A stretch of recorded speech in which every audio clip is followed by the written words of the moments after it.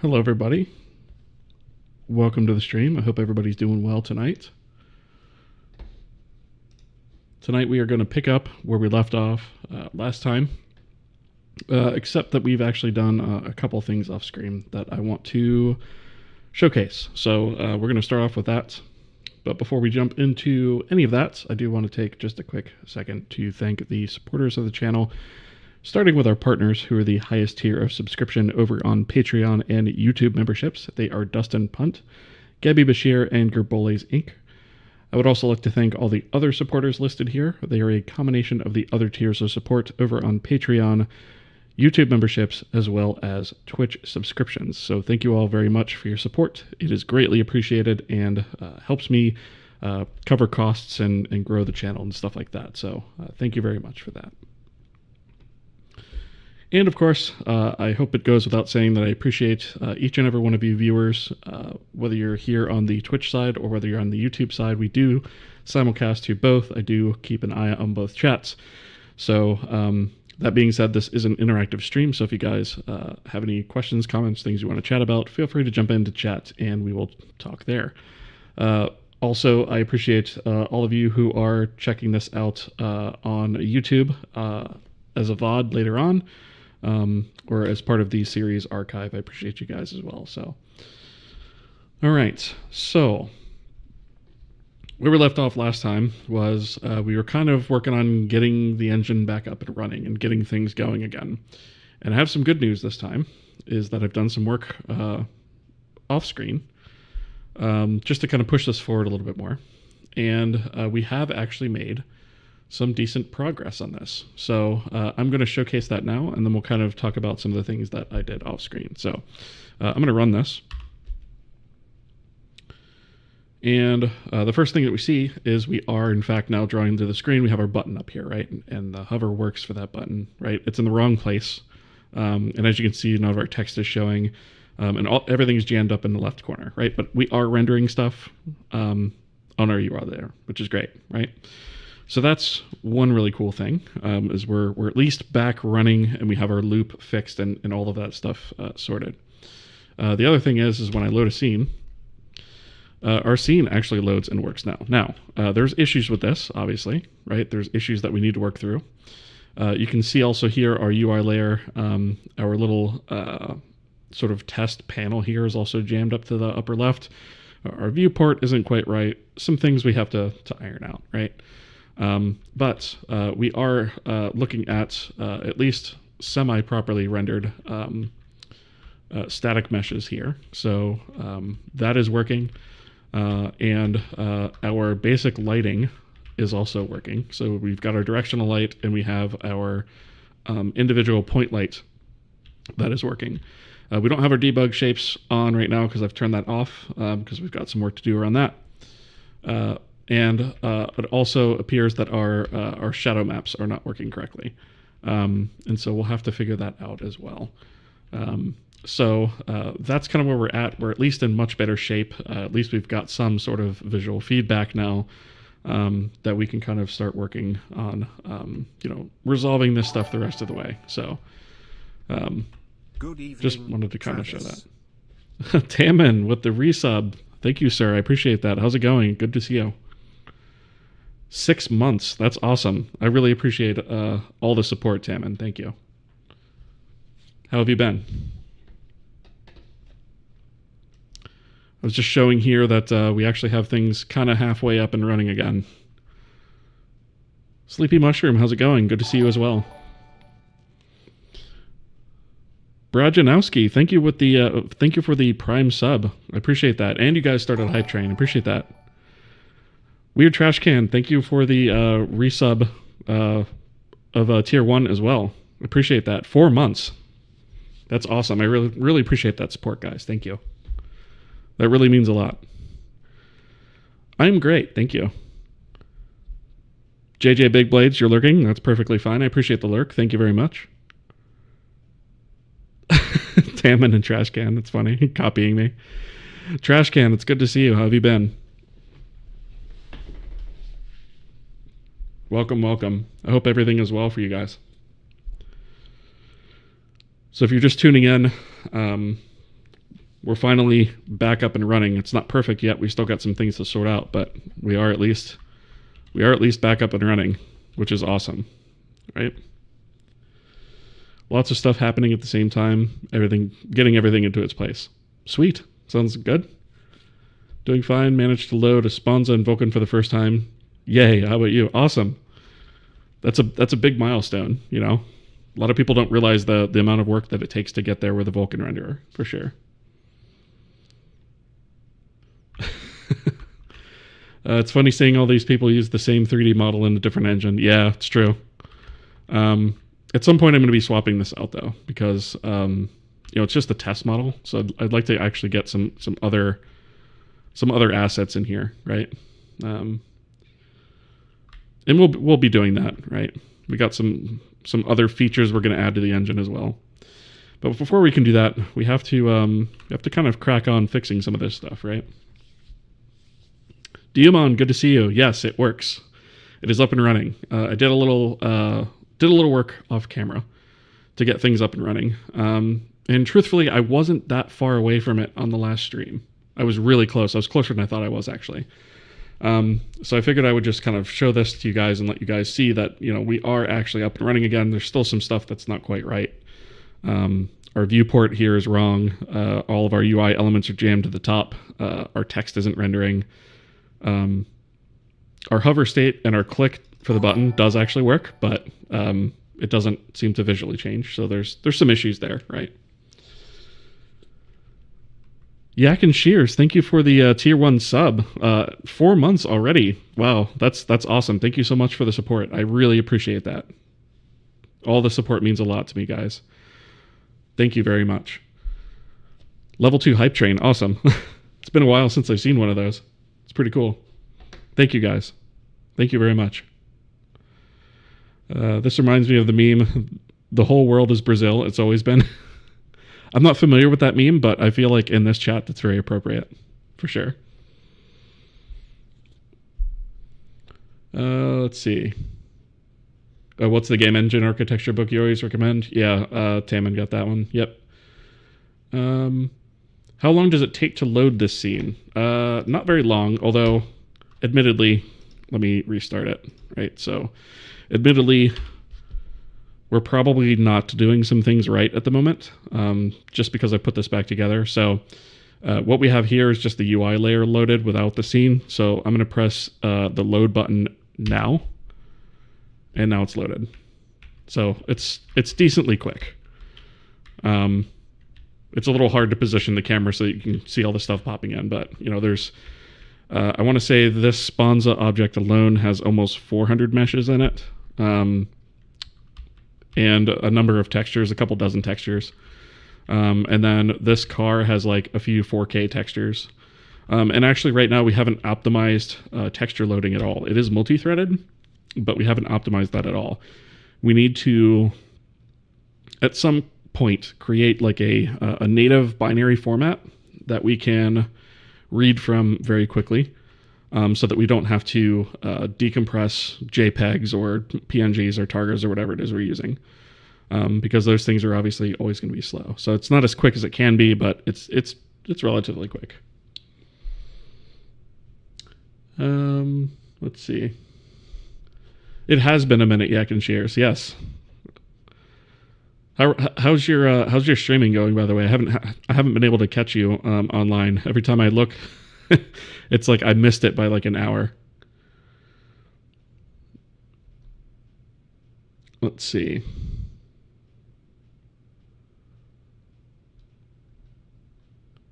For me, it takes around 15 seconds, but I'm using ASEMP. Okay. All right. So, probably part of the reason for that, if I had to guess, is one thing that we did really early on in the series is we actually have our own native formats, our own binary format for static meshes. So what we do is the first time we load it up from an OBJ or something like that, the engine will automatically also create and write to disk a binary version of it that can be very quickly loaded, so that we don't have to do that conversion every single time it loads. So yeah, we do that with the meshes, which speeds up a lot because we also do things like vertex deduplication and stuff like that in there. So that speeds up the secondary load quite a lot. If I were to remove that static mesh, the generated one, it probably would take 15-20 seconds to load. Yeah. Multi-threaded texture loading cries in OpenGL. So actually, it's only, I should say, only half of it is multi-threaded, truly. And what I mean by that is the reading of the texture from disk and the decoding of the texture is the part that's multi-threaded. The actual uploading to the GPU is not. That's single-threaded at the moment, but I do have it in place where I can tack that job on to the already existing workload of a frame to save on the overhead of calling more than one queue to make it do it, right? So we do have that optimization in place. We are going to multi-thread our Vulkan renderer at some point. Probably not before the first game goes out, but that is something we're going to definitely do. That's fast for me. It takes about 5 seconds to load Sponzo with 1024 by 1024 textures, but I'm working on a single core for now. Yeah. So what I have set up, well, this is another issue I have to fix, is it crashes on load. So what I have set up is I actually have, let me go up here. So my machine's got 32 processor cores available. I reserve one for the UI, and then I cap it at 15. And so we have basically up to 15 threads that we can load textures on, which is why it loads so fast. Because that really helped out a lot, because we can sort of branch out and load all those things all kind of at once and then come back together. Let's see. Also using STB image for loading the image. That is what I'm doing as well. Yeah, that's one of the few libraries that I am using. Just because that wasn't worth doing on stream. You can use the other 15 threads to do texture compression. Yeah, true. And I do detection, like, you know, if somebody's on a machine that only has 4 threads, right, it's only going to spin up 4, right? I don't spin up more job threads than we actually have processor cores.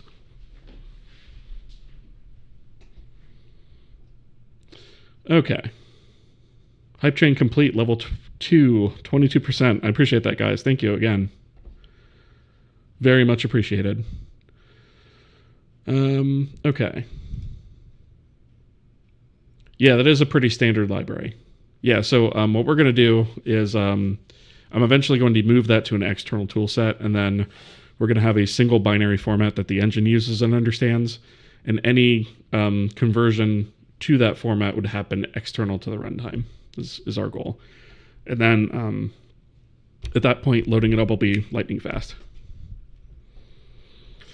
Okay, so just looking through the logs really quickly, I don't think we have any warnings at the moment, other than one of our materials has a crappy name in it, but whatever. It handles that. Our material system handles that, so that's not a big deal. So you can see here all of the multi-threading going on for, you know, all of our jobs getting queued to load all these textures. You can see what threads the jobs are being assigned to. We can see when we load the textures. We can see, you know, if we need bitmaps generated for it, and all that stuff is happening as well. So yeah, that's basically what all of this is. Okay, so one thing, I guess the next thing we should probably look at, and I'll need to rerun this, is, so there's a couple things we can tackle, right? Our skybox looks to be correct. Our static meshes are mostly correct, minus shadow mapping. Let me check the other views actually, though. So here's the lighting view. That looks pretty good. Yeah, that looks, at least for the, you know, the static meshes. The terrain's obviously wrong. Our normal view, Okay, so I can see what's going on with the terrain. Obviously, the terrain is loading incorrect textures completely, just completely wrong. So that's likely the issue with that. Our wireframe looks good.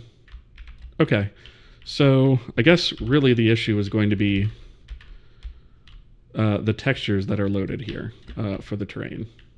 They just seem completely friggin' wrong. So I guess let's do...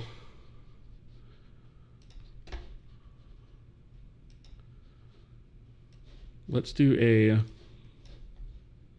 If I can grab the window. Let's do a render doc, right?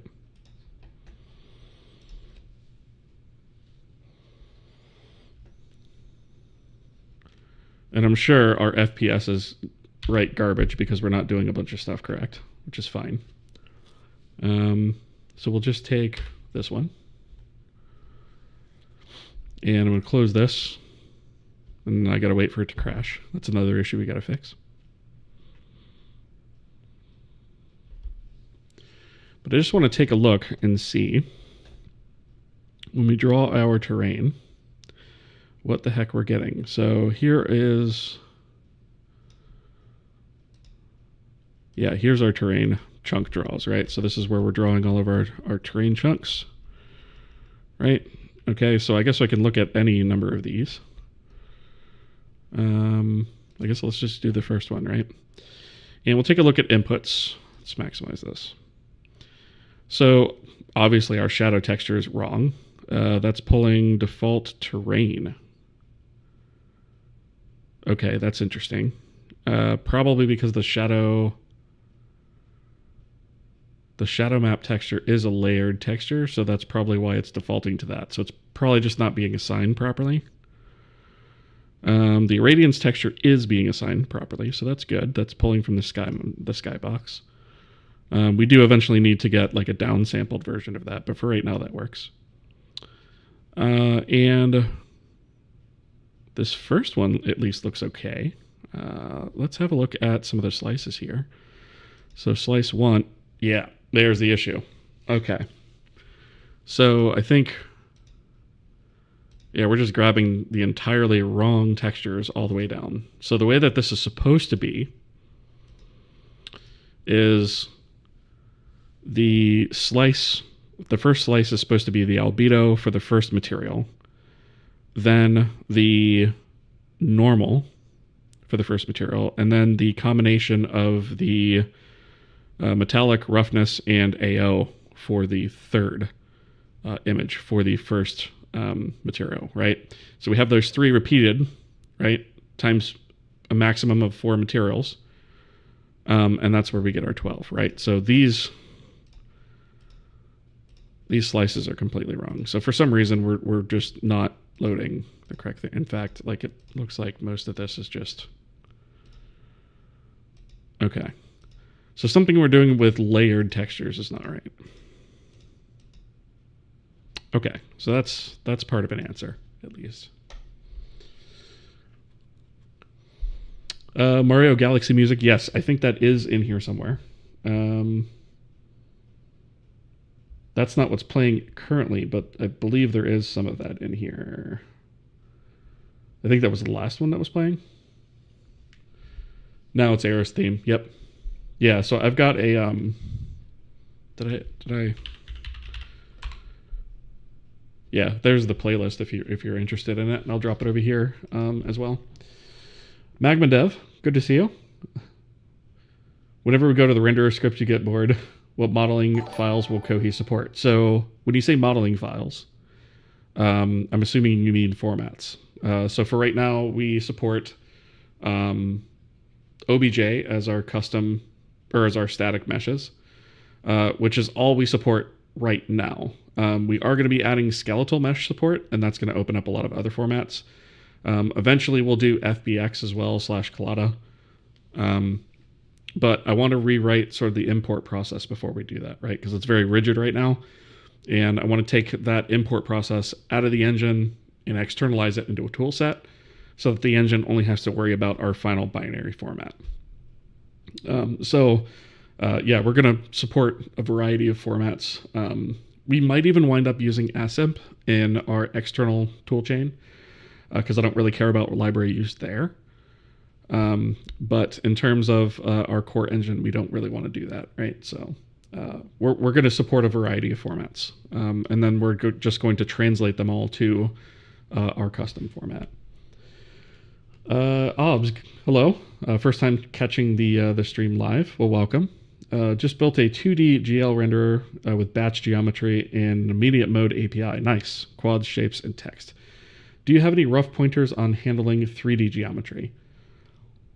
I mean, it's mostly the same, right? The only real difference is that you're using the z-axis and a depth buffer, right?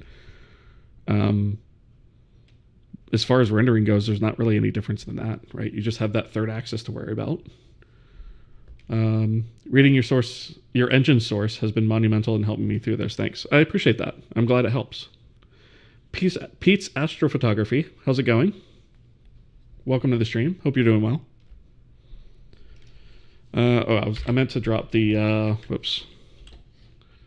Let me drop the Spotify link over here for you guys as well if you're interested in that. So this is the playlist that the Twitch side is hearing live. I can't do it on YouTube because they'll DMCA me, or copyright strike or what have you, but that's what they're referring to on the Twitch side. Batch geometry in 3D won't work that well. Why do you say that, Taman? Because you can do it.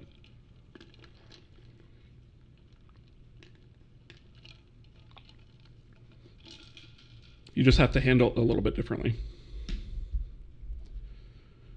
And it really strongly depends on what you're doing. In fact, that's another thing that I have on my list of to-dos. That's how voxel games work? Yeah. I mean, that's kind of how they have to work, right? If you didn't batch that geometry, oh my god, the draw calls. So like, you can, but the effort of updating your vertices on the CPU side isn't worth it. So an excellent example of where this would be good is where you have a CSG system, constructive solid geometry, right? Where you can use brushes to build shapes and combine them and stuff like that. That's probably where we're going to wind up using it.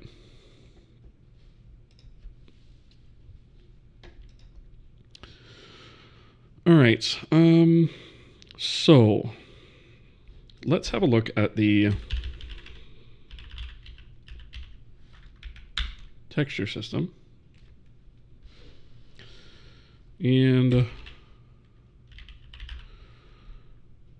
let's see.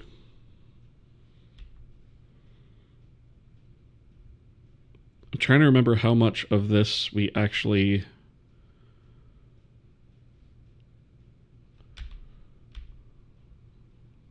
how much of the layered texture stuff we actually rewrote. We must have done some of it because there's issues with that.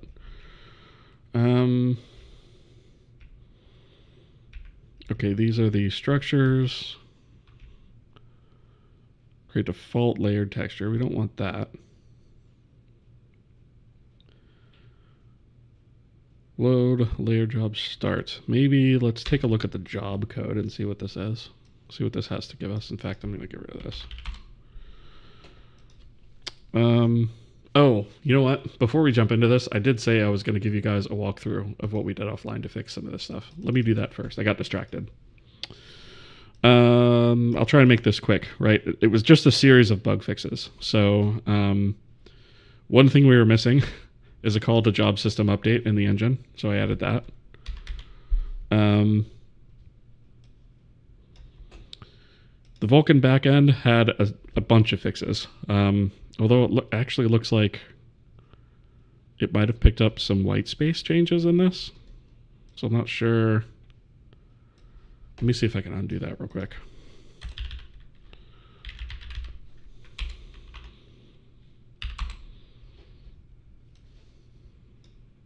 There we go. That's a little better. Okay. So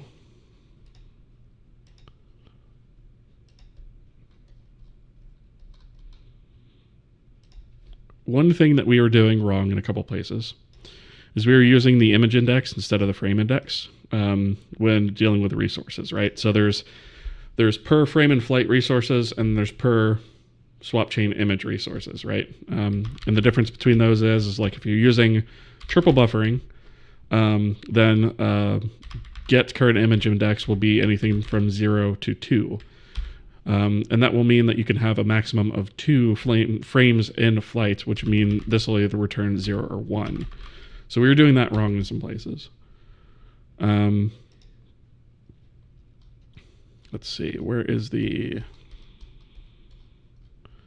That's just a space. Don't care about that. Let me move this a little bit.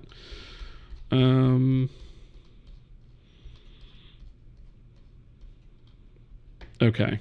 This is dead code. Let me actually get rid of... Let me get rid of this because we don't need it at all. So we also added something in here to get the current command buffer. So instead of doing this window backend graphics, command buffers, blah, blah, blah, at that index, this get current command buffer just does that for us. So we don't have to repeat that so often because that's error prone. We also needed to, because of our dynamic rendering, we need to have the ability to not only set depth test dynamically, but depth write dynamically, which we didn't actually have set up properly. So in here, we actually have the Vulkan command to set depth write enable, true or false, or the function pointer if it's not available natively. And so it just follows the same pattern as we used for the testing. It's just for write enabled or not, which is one of the bigger changes that we had back here. That's just white space, more white space.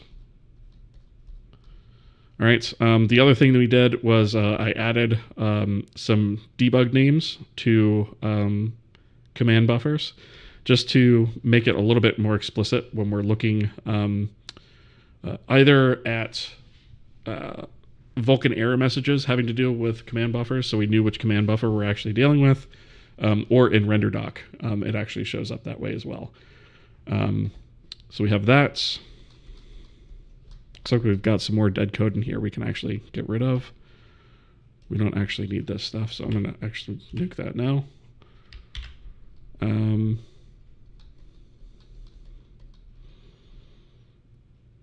So I removed this concept of the internal texture data generation, just because we don't really need it at this level. We need it at the texture level, at the top end, unfortunately. And I haven't completely figured this out yet, so this may be subject to change again.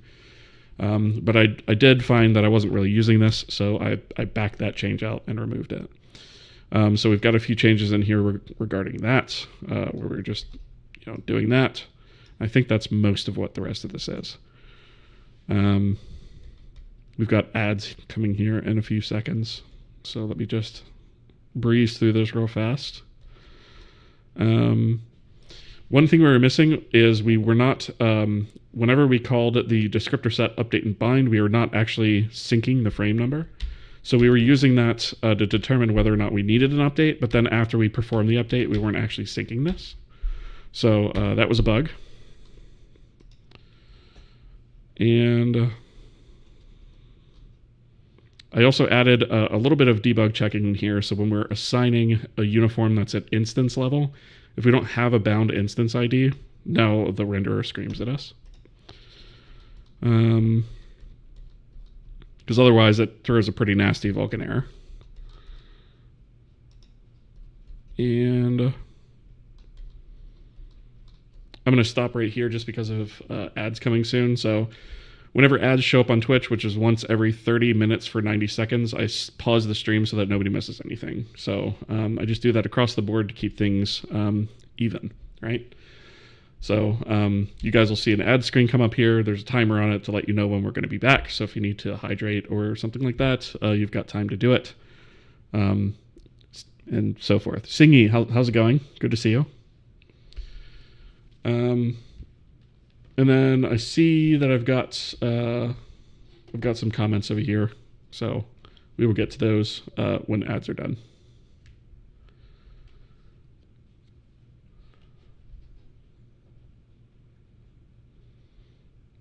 So I actually hit that that button a little bit late, but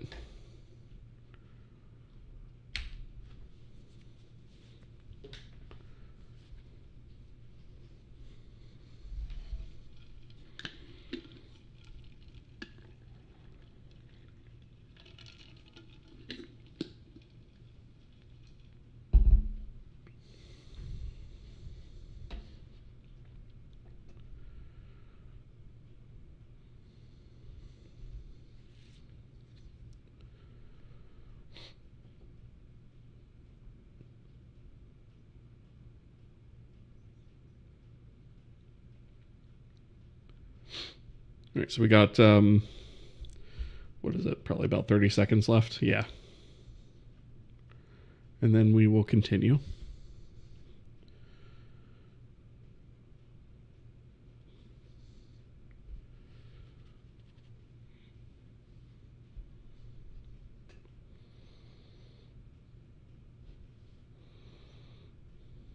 Just another 10 seconds and we'll be ready to go.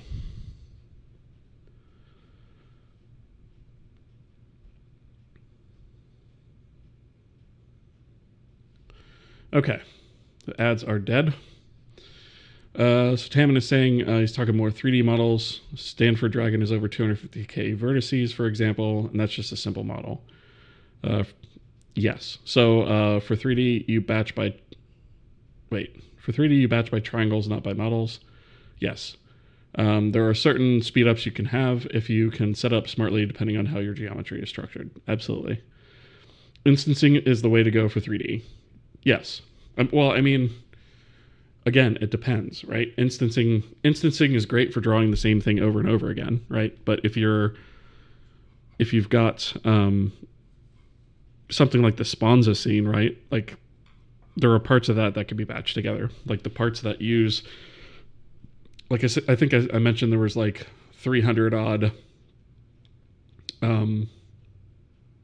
I think it was like 397 meshes within that, right? So if we were to go through that and take each one of those meshes or each one of those objects and group them together by material, we could then combine their geometry and batch them together that way in a single draw call, right? And that would be a lot faster to render.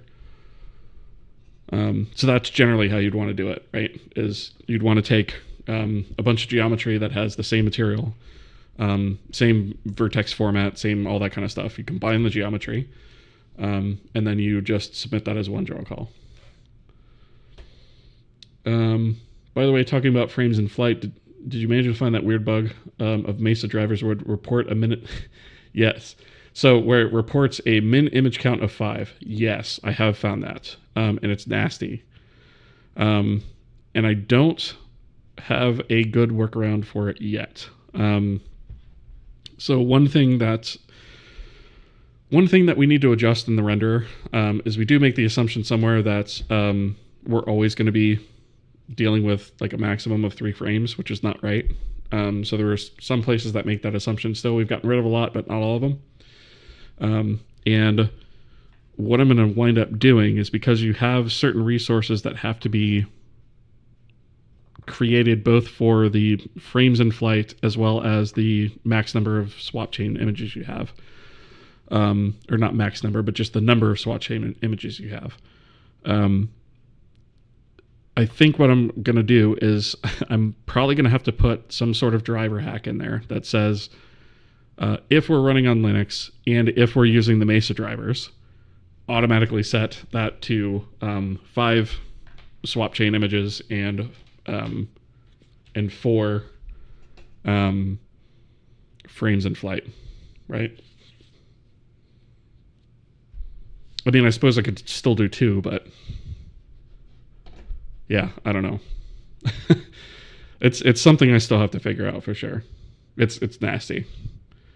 But yes, I did find that bug, and it's actually hard coded in the Mesa driver. So like, there's a switch case that if you're using mailbox mode, I think it was mailbox mode. If you're using mailbox mode, it literally just hard code returns a 5.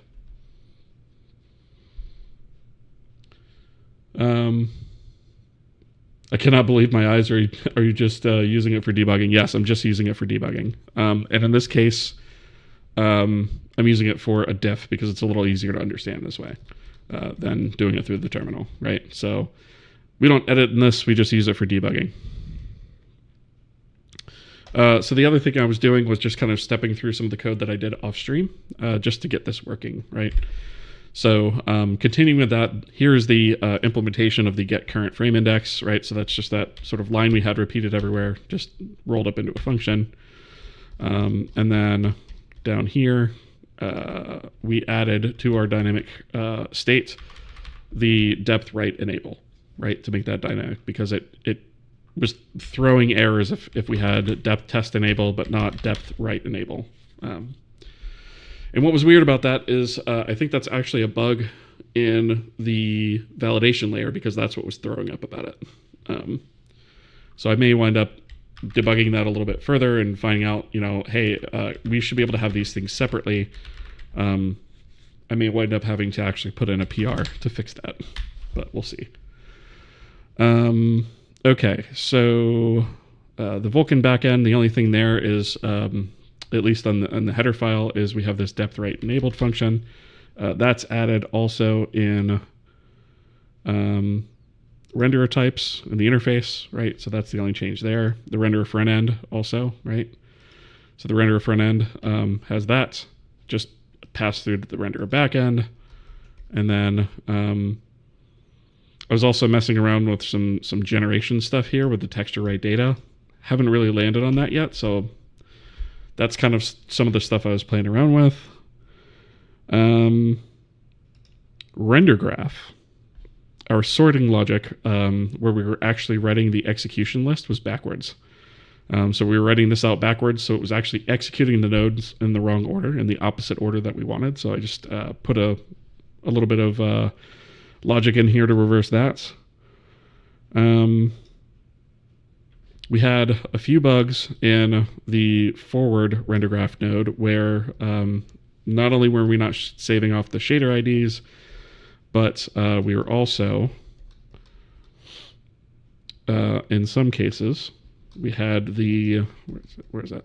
We actually had the wrong locations, right? So we actually had the terrain locations where we should have been using the PBR shader locations.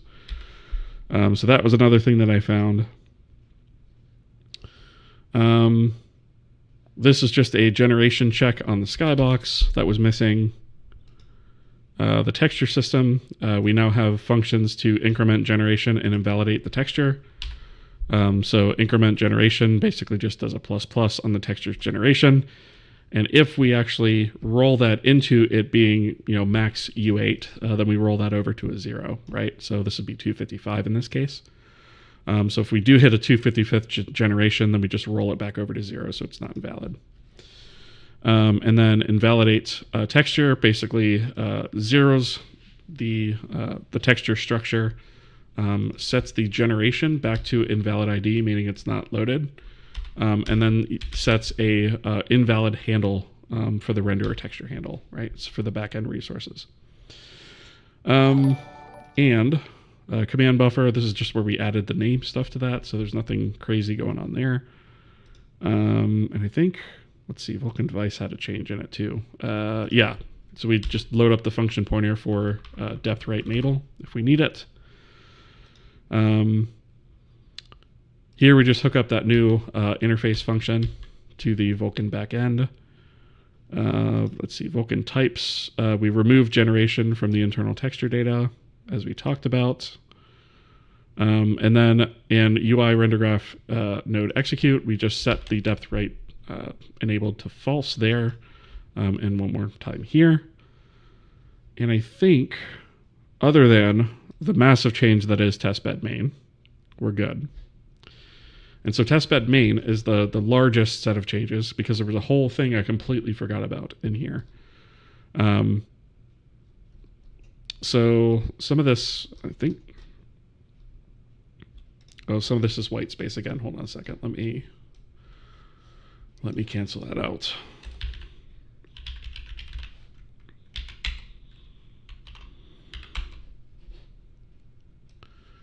Okay. So in testbed main, that's just white space, we were actually missing all of our logic in prepare frame to actually set up our data for our various nodes, right? Like gathering what meshes we need to draw for the forward pass and the shadow map pass and all that stuff. Gathering the terrain meshes, right? Using the frustum culling and all that stuff. Like we completely forgot to put any of that in here, right? So all of this stuff was picked out of the forward render graph that we had before, and I separated it out by the type of node that we're dealing with, right? And we still have to fix this issue where we're doing this string compare every single time. We'll fix that, right? But we do have most of this stuff in here and working at the moment. So that's what most of this change is. All right. Yeah, it's VS. Weirdest bug I've ever seen. Weirdest, I think. Using Sea Lion. Got it for free because of Uni's email. Nice.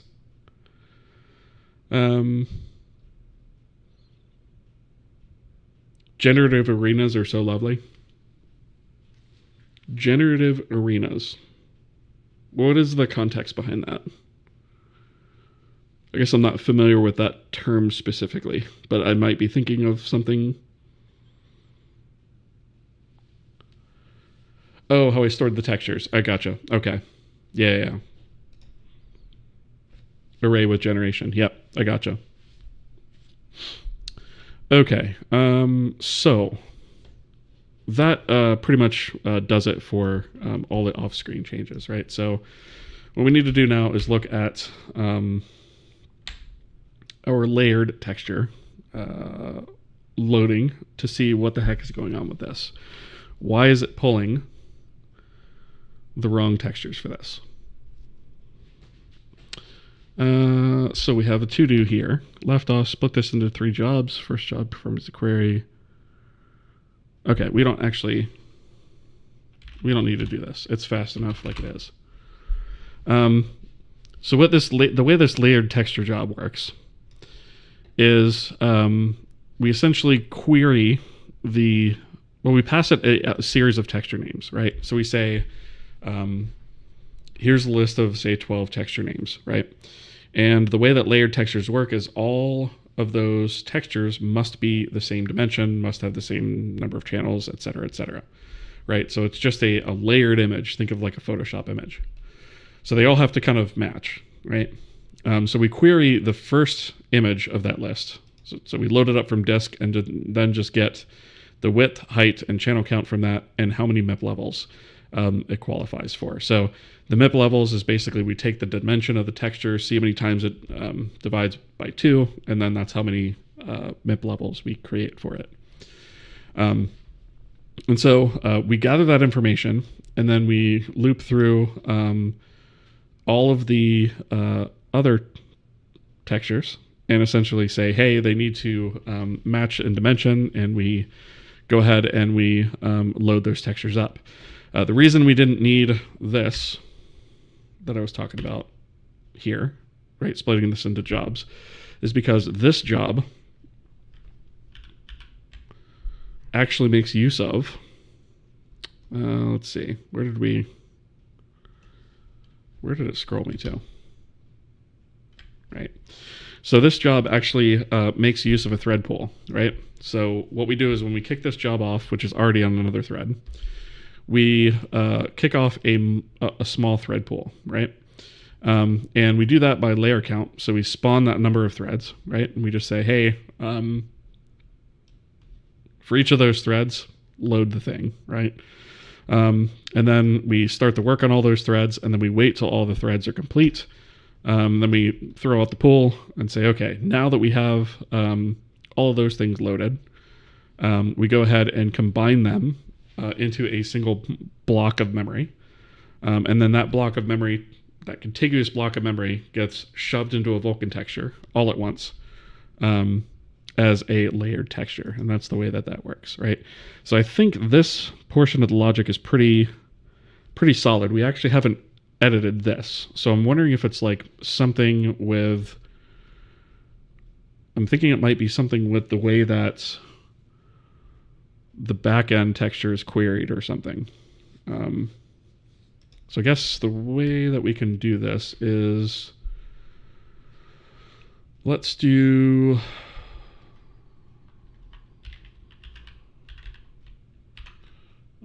job start.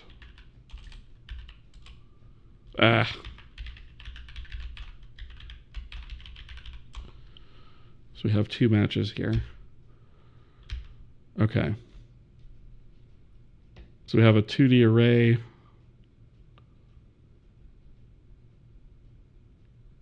Okay, so whenever we load textures and we have a 2D array type texture, this is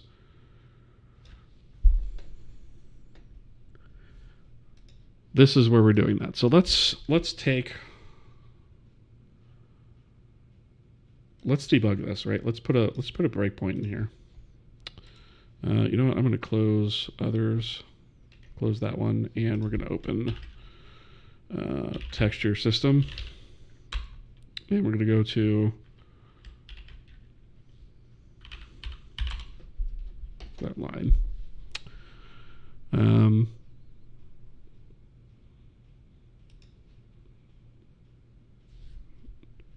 going to run. All right, and we're going to load, because I want to see what the layer names are. So our array size here is 12. Let's just get rid of all those. Whoops.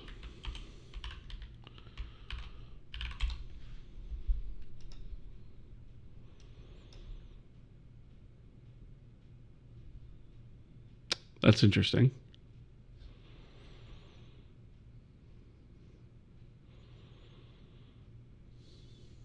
Am I missing something here? That should be... What?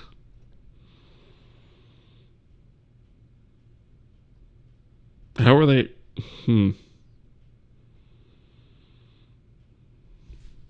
Okay, so if we look at layer names...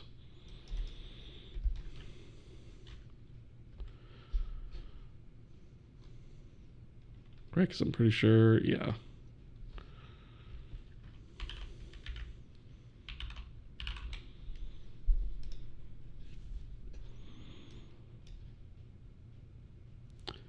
So see, we have the River Rock 1 albedo combined normal, albedo combined... Wait. Why are those out of order?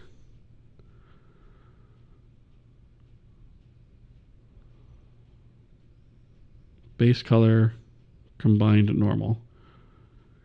Albedo combined normal. Albedo normal combined. Okay, these two are backwards, I guess. Okay, well that's a separate bug. That might actually explain something we were seeing. So we need to fix that. Okay, so these are right.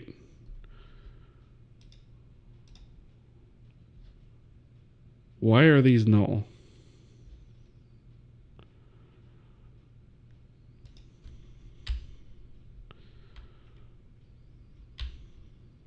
Help me understand this.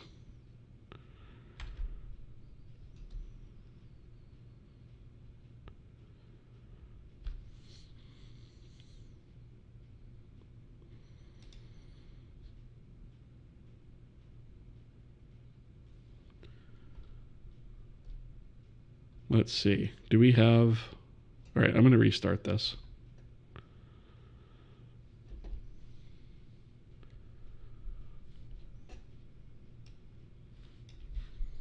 Array with generation. Yeah, okay. I guess I just never called it a generative array. English is weird sometimes. Okay.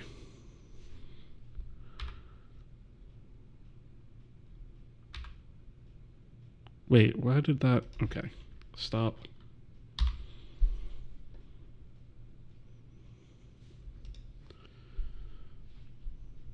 Okay, so we should be able to step over this, right? Why did we switch threads? Why have you done that? I didn't want you to go to the other thread. What are you talking about?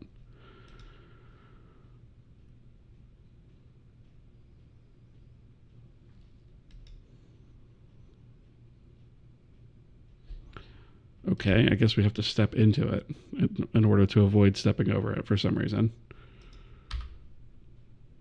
Or not.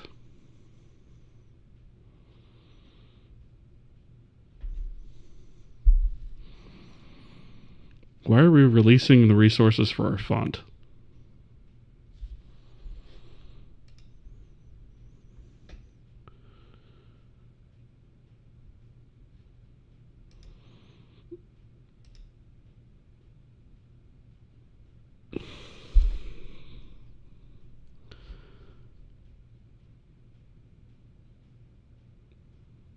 That might explain why our font isn't loading, or isn't rendering.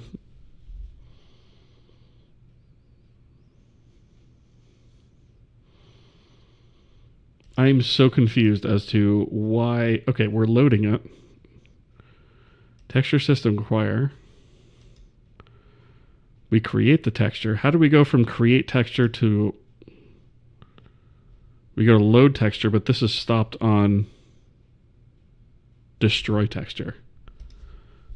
Okay. Something tells me my debug symbols are just not right, so let me clean and rebuild.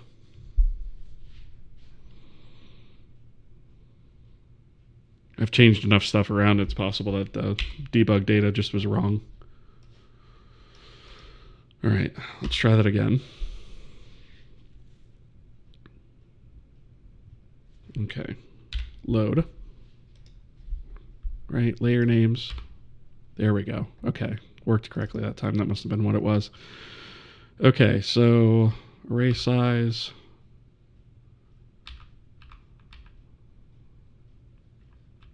Okay, we see them appearing here, so that is probably correct now. I wonder if that was actually the issue.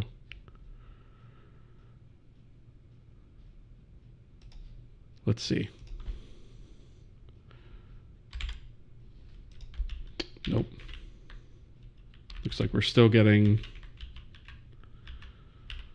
Now we're getting a completely black texture here. Not completely black. There's still something here that's not quite right. Let me render docket again.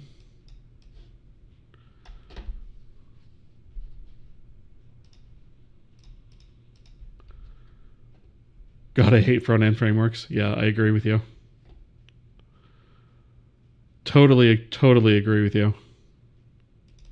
I don't want to save that. Launch.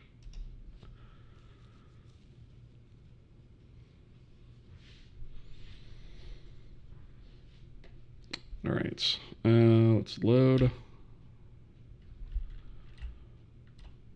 All right, and I'm just going to capture... Yeah, we're just straight up loading the wrong textures is what's happening.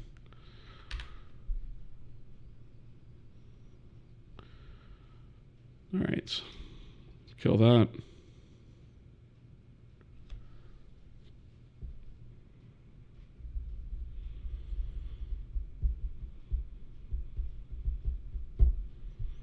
Okay, so let's have a look at the draw call again. All right, so that's for that first block of terrain there.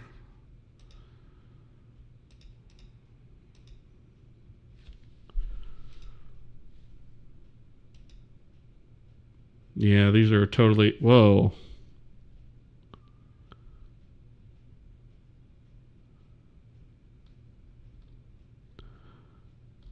Okay. I think I'm beginning to see what's going on. So, okay, this is interesting. So what we have here, if we look at slice 1, it's correct. Or slice 0 is correct. Slice 1 is like half and half of an image, right? And then slice 2 is also kind of half and half, right? It's like the same image twice, but then we also have our font atlas here twice. Which tells me that however we're loading this stuff, our size is probably just wrong. So if we look at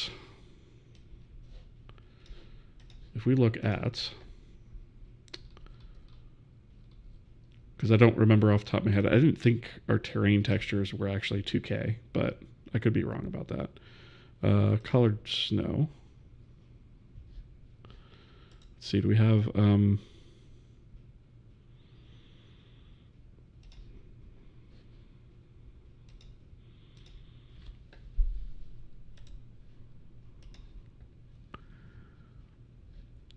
so let's see, this is,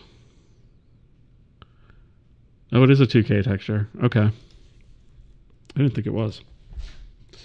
All right. So let me think about this for a second. That means that the data that we're loading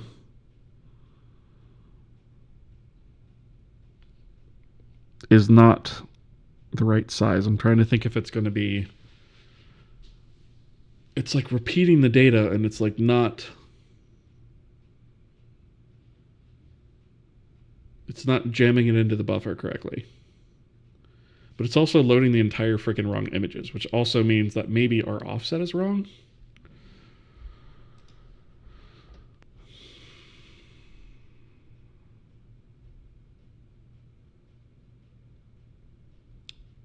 Trying to think what would cause that. So if we take a look at job success.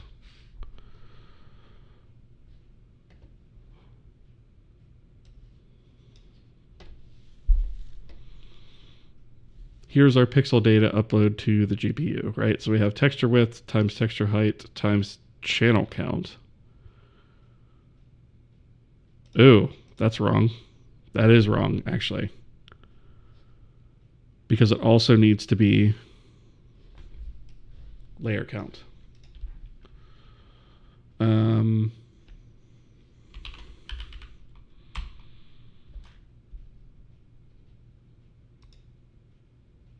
This is not taking into account how many layers we have,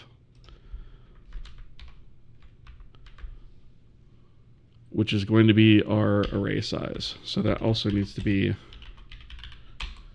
that. Let me see if I missed that anywhere else.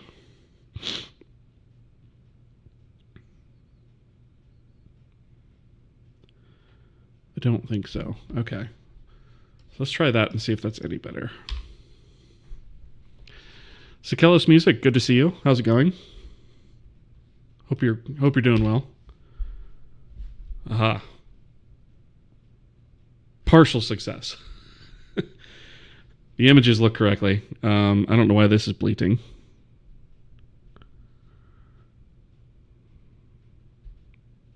So we'll have to look into that.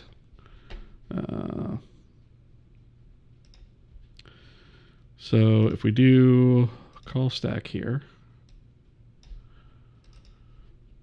why did you poop yourself? Let's see. That's the reporting for that. Image creates.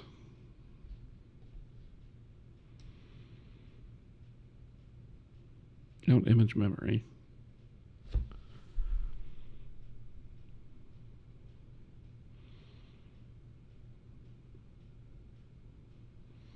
So it's not equal to success. So I'm wondering if we like ran out of memory or something stupid.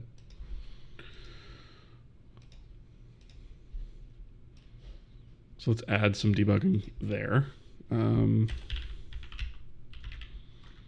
So in our Vulkan image, I think it was around line 95. Instead of just a simple add break, caught it on time this time.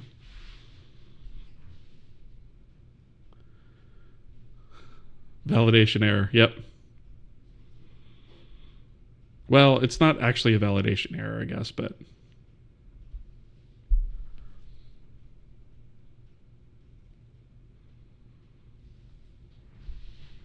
we will continue looking at that when we get back from ads.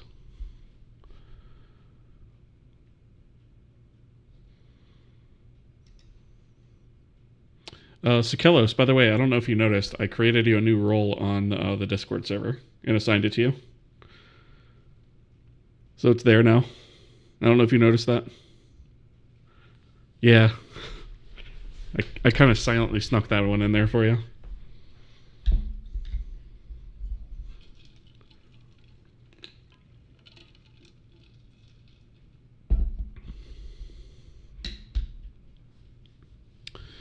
Let's see. In the total size calculation, we're assuming single byte per channel.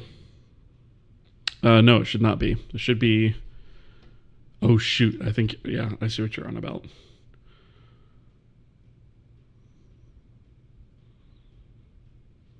I'm going to come back to that as soon as ads finish. Don't shoot me, dude. Hi, how's it going? Brazil roll when? Just kidding. I don't know. I mean, if there's enough demand, right? At the rate we're going, though, I might wind up actually creating one. Maybe I'll call it like a flag or something. Okay, so instead of this VK check, let's do VK result.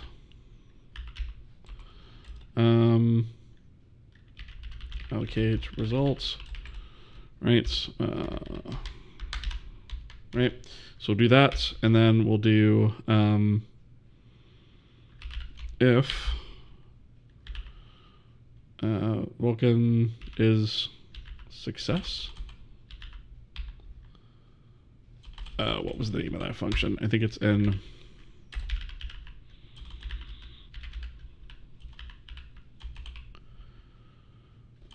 Vulkan utils. Vulkan result is success. That's what I want. If not, Vulkan result is success. And then we do allocate result. Then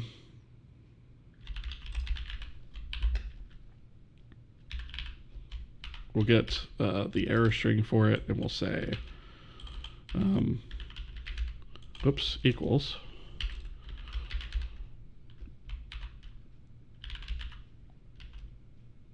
what was it? A Vulkan, what was that?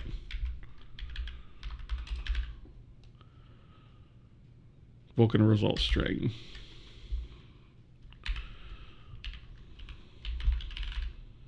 Yep.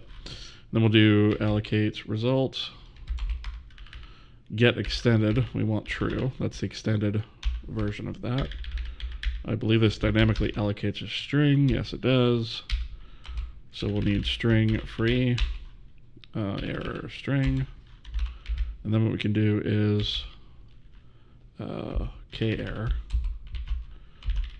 failed to allocate memory for image with the following error.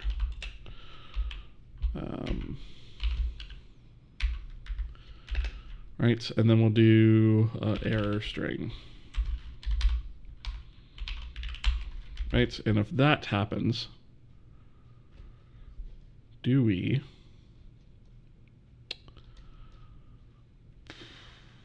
I guess if that happens, like, we just return.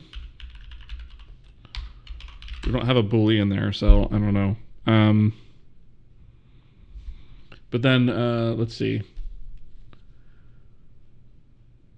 RC brought up total size calculation. We're assuming single byte per channel. That shouldn't be... Well, actually, yes, it should be a single byte per channel.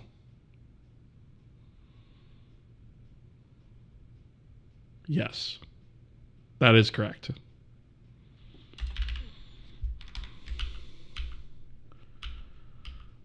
Let's see. So that's going to be, you're talking here. Yeah, that should be a single byte per channel. So we have width times height times channel count times array size.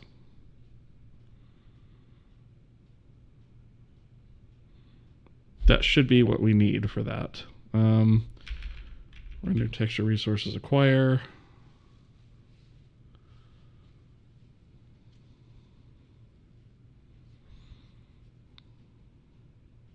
I wonder if we need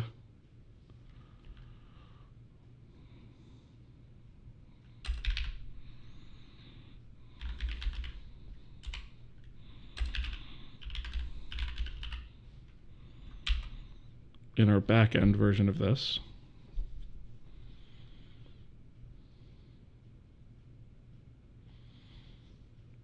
We do a Vulkan image create here. We do take array size into account, so that should be fine.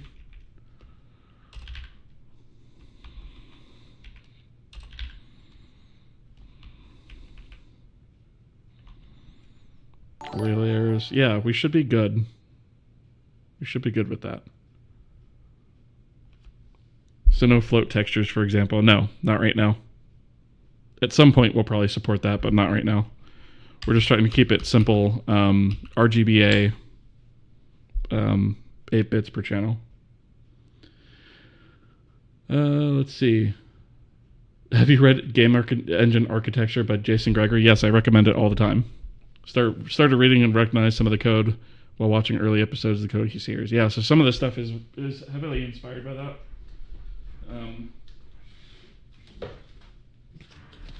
I punt this thing all the time. Yeah.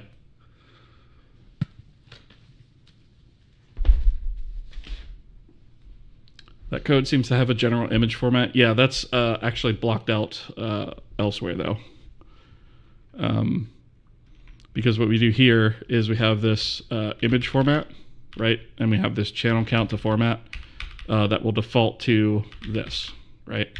And our channel count is always 4 because of the way that we load our textures. That's always 4. So it's technically flexible, but the data that we feed it at this point is never anything other than 4 channels. Like KSR, yeah, that's exactly where I got my insertions from. Although mine, I've modified it since then, a little bit away from that, but yeah, it's very similar to that. Yep. What part of the engine are you working on today? So today we are kind of bouncing around because we actually have things up and running, and we're just trying to solve bugs, right? So what I'm doing now is we are loading a scene. All right, so failed to allocate memory for an image with the following error: out of device memory. Dynamic allocator free align trying to release block outside of, okay. So evidently it just did not.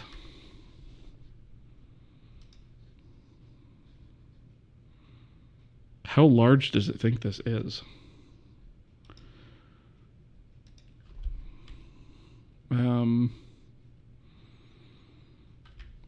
So I guess let's do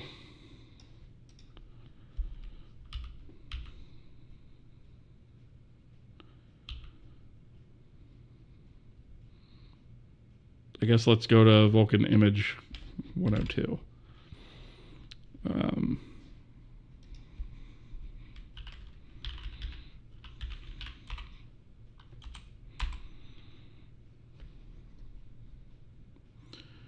All right, so if we hit this, let's see what the heck is going on here.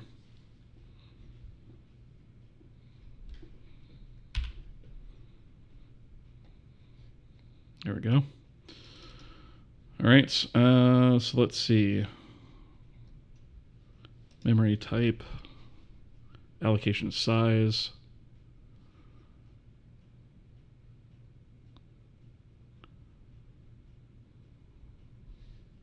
Let's trace this back up. So it should be array size.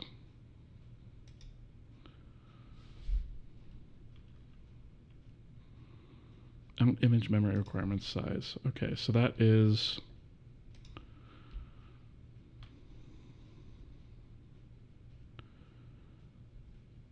I've calculated something wrong here.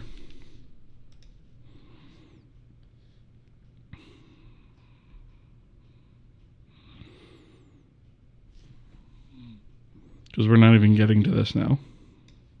It's pooping itself up here. So the width... Why is the width 4096? Channel count is 4. MIP levels is 13. Yeah, I guess that makes sense. Array size is... Oh, what is this actually trying to load?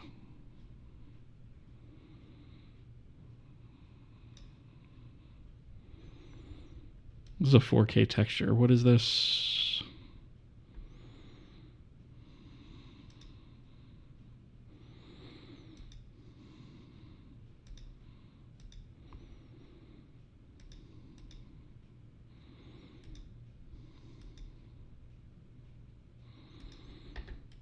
The problem with this is multi-threaded, so I don't actually know where this came from.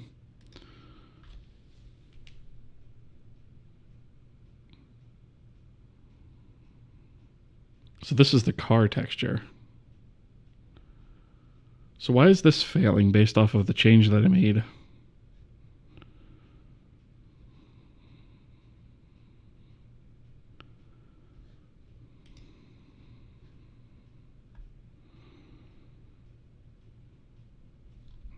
Okay, think for a second. What did I...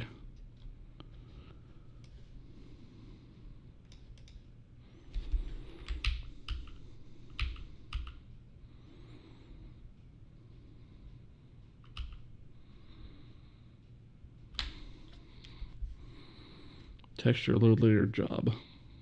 That's the only place that I made that change. But it's failing in a completely different spot now, which makes no sense.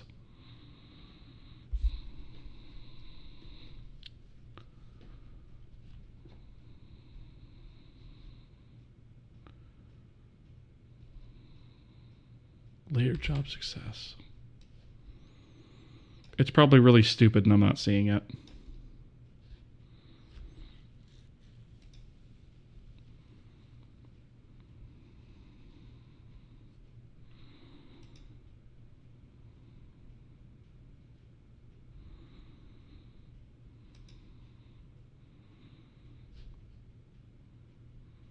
Texture 2D, width, height, array size.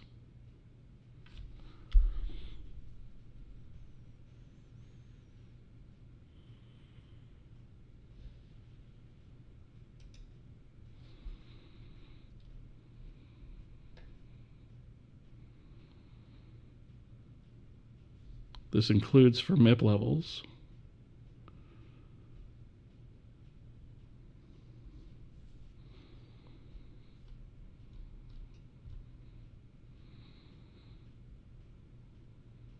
I'm not understanding how that would cause this to fail.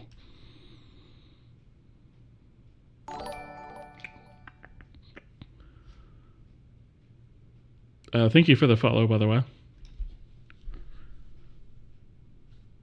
Depth is greater than 8 bits, though, no? No, it's not actually. Depth is 8 bits. Or wait, no. It's 24 bits, technically, across 3 channels. No VRAM, bad NVIDIA, 8 gigabytes of RAM.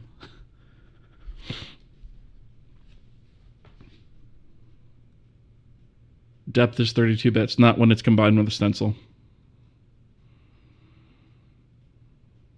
Yeah, exactly. The depth component is 24 bits. Yeah, the stencil is 8. Exactly. Yep.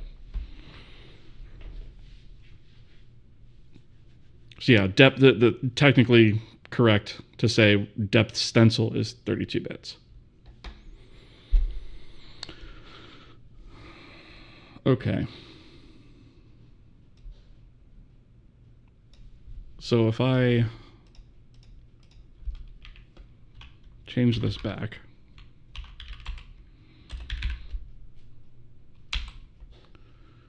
and run,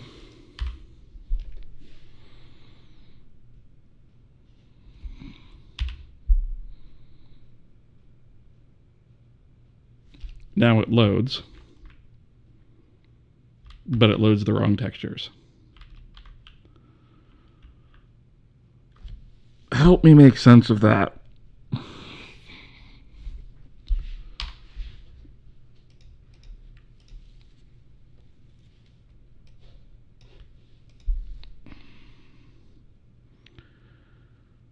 Because the array size should be like 1.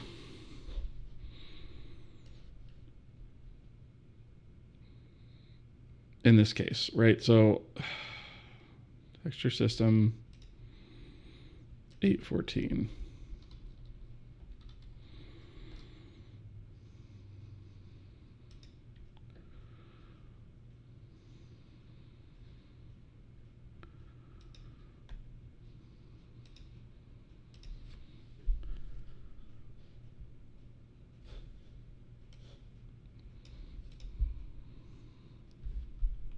So this is bleating. Like if I do this,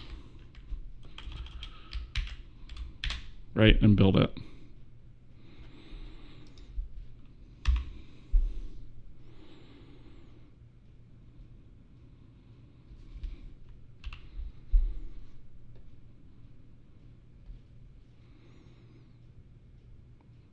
Array size is 12. Okay, so for this one it does make sense.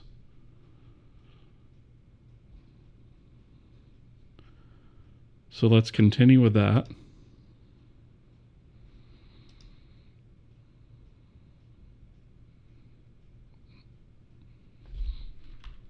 And now it's fine. What?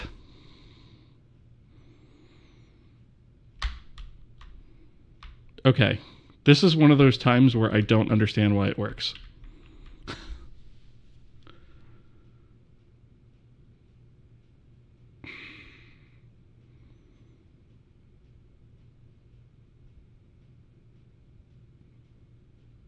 Is it a race condition? Shoot, I'll bet that's what it is. Well, wait a minute. So this is layer job success. That should happen on the main thread. I don't think it's a race condition.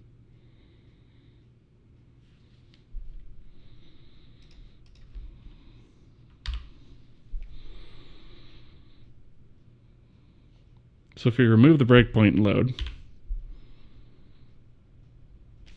now it's fine.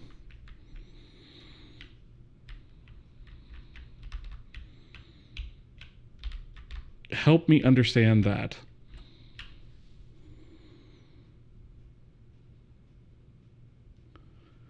Ship it, exactly. I got nothing.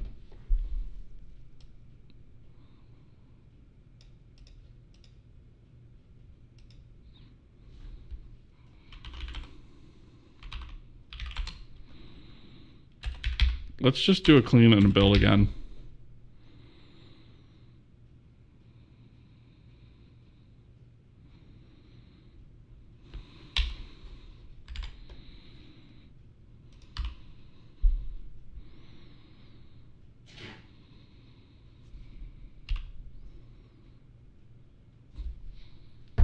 Okay.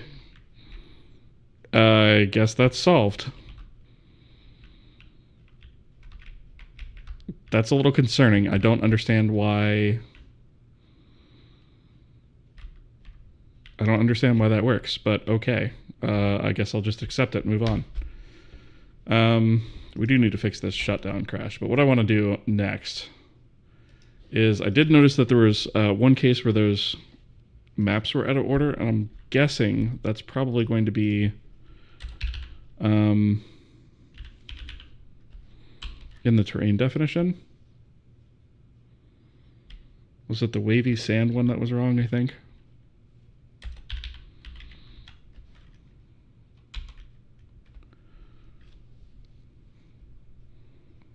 So this is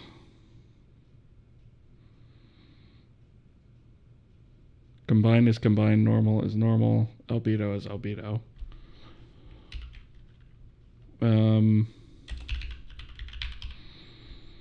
River rock. Those aren't backwards either. They all line up. Maybe it was the wispy grass.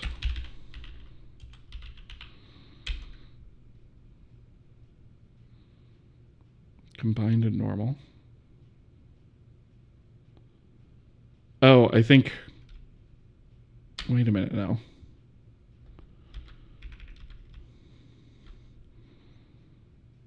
Oh. I wonder if... It's all about the order that these appear in here. Which that shouldn't matter. So I wonder if my layer... When I'm loading this, I wonder if I'm just doing it in the order that it is here instead of the order that it should be. That's probably what I'm doing. Let me see. How did I get...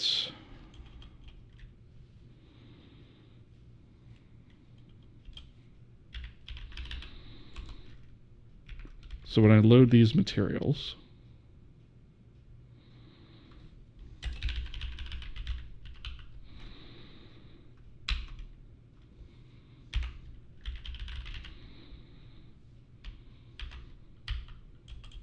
What is it? Material 0.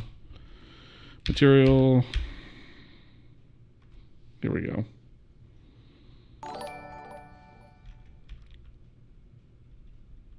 Material names.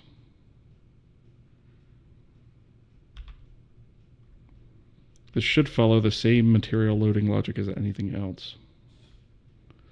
Thank you for the follow, by the way. Wavy rock normal is misspelled.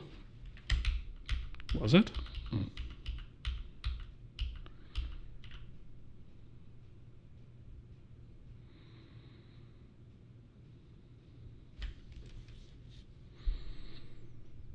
I don't think so. Wait, what? Wavy rock. Wait, there's river rock. And then there's wavy sand. The rock one. Case sensitive.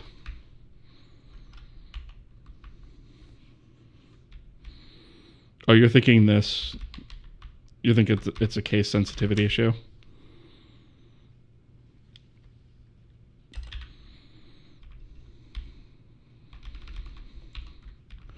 Let's do a quick check on that.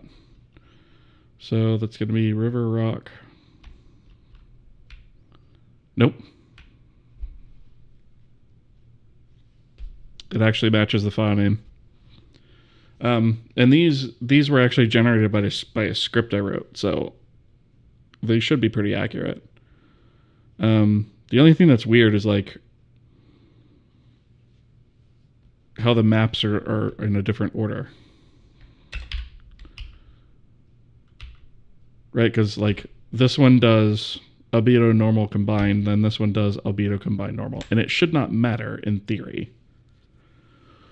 But I'm not convinced that that's actually the case.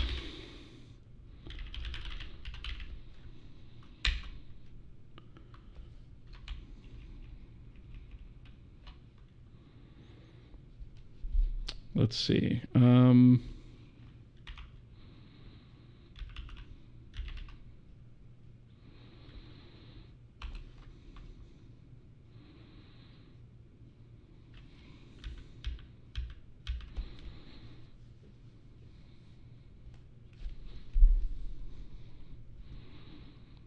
But it does matter though.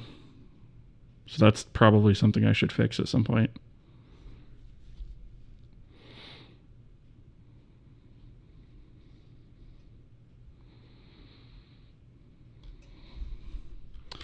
All right, so if we look at the terrain shader config.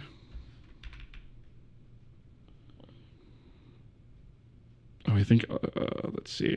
Albedo normal combined is what it's looking for.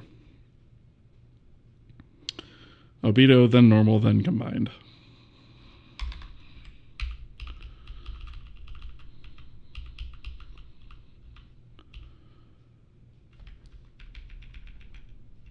So maybe these are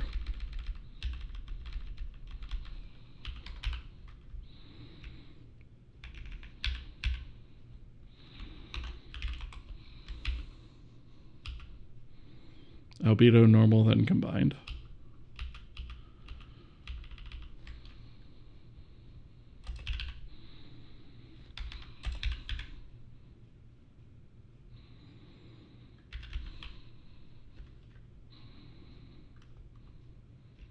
River Rock 1. Okay, so we have.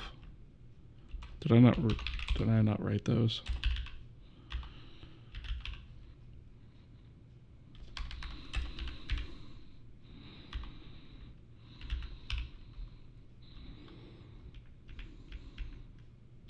Okay, so albedo, normal, combined. So this one is also wrong, I guess. I wonder if this is the reason that the terrain looks kind of funky.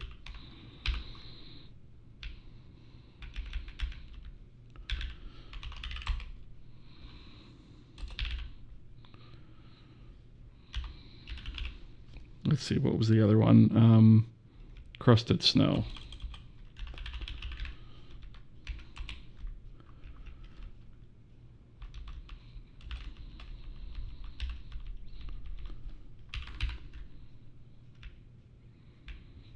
Again, the order really shouldn't matter here, but I'm just trying something.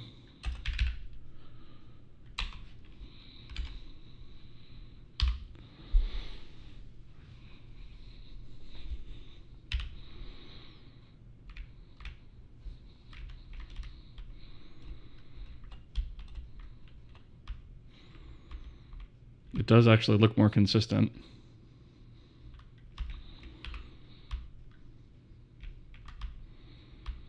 Holy crap, I think that's actually right now.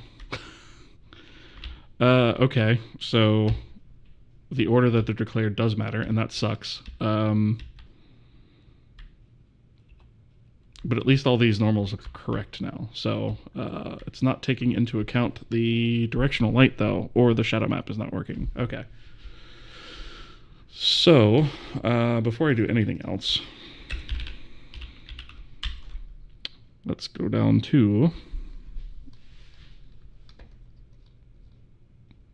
I'm going to put this under 0.8, I guess. Because I don't want to handle it now, but I don't want to forget about it. So we'll say material map order should not, I should say material map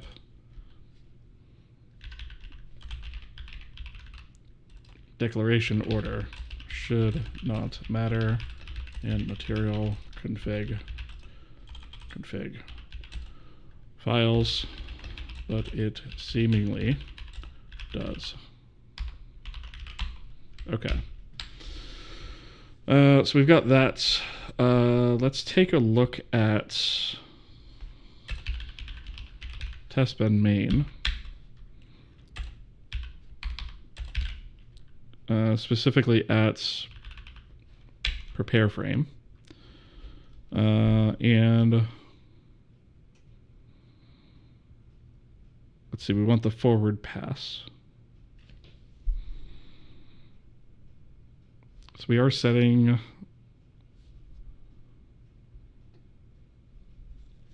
I thought we're setting the directional light.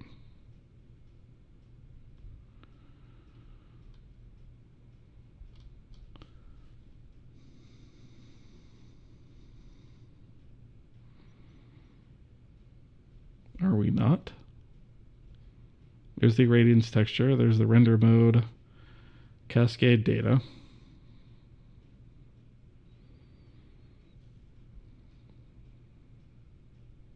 I guess not.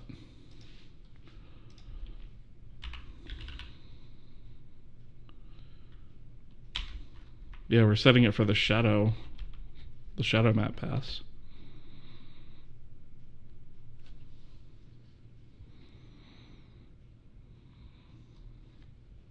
All right, so let's do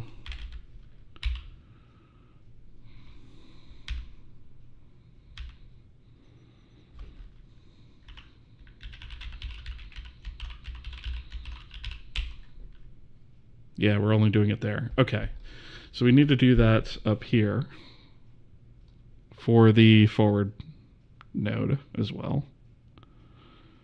I guess we could do that here. So this should be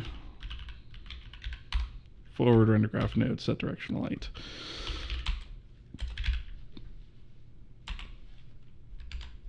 Let's see if that looks a little better.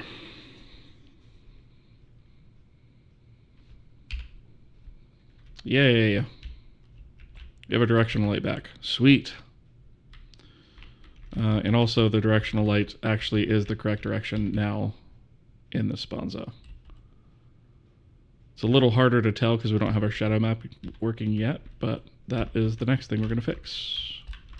So the rest of this looks pretty good. All right. So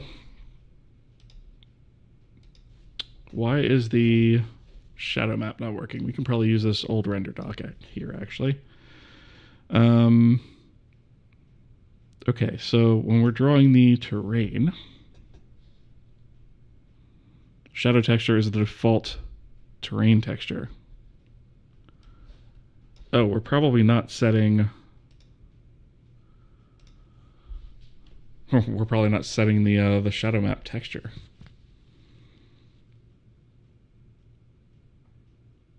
But we should be getting that from... We shouldn't have to set that here. We should set it within the node itself. It should get that through one of its sinks. So let's do...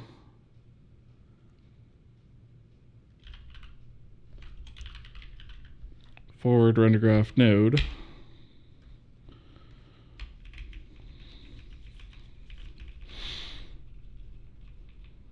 Are we resolving that sync? So color buffer sync, depth buffer sync, shadow sync. Here we go. Shadow source name.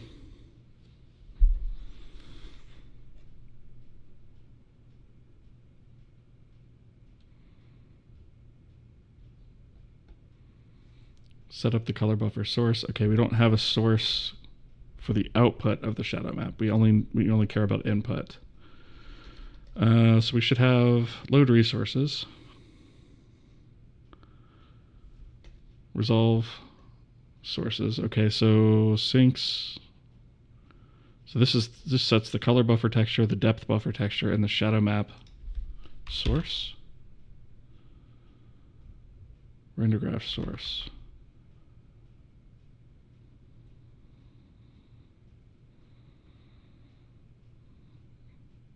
But I don't see anywhere where we actually... We don't actually set that texture anywhere, as far as I see.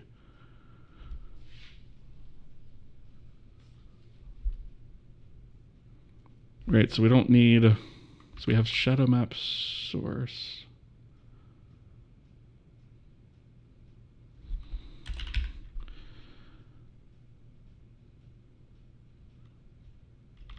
We have the texture map for the shadow map.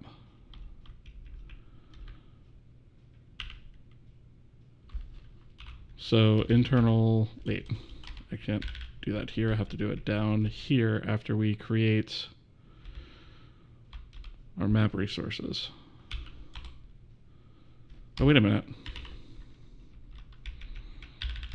This is what we do here. So the shadow map texture is set to the shadow map source value t.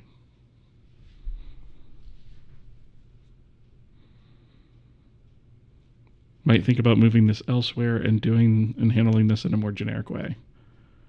What did I mean by that? I don't think we need to handle it in a more generic way. This is a pretty bespoke thing.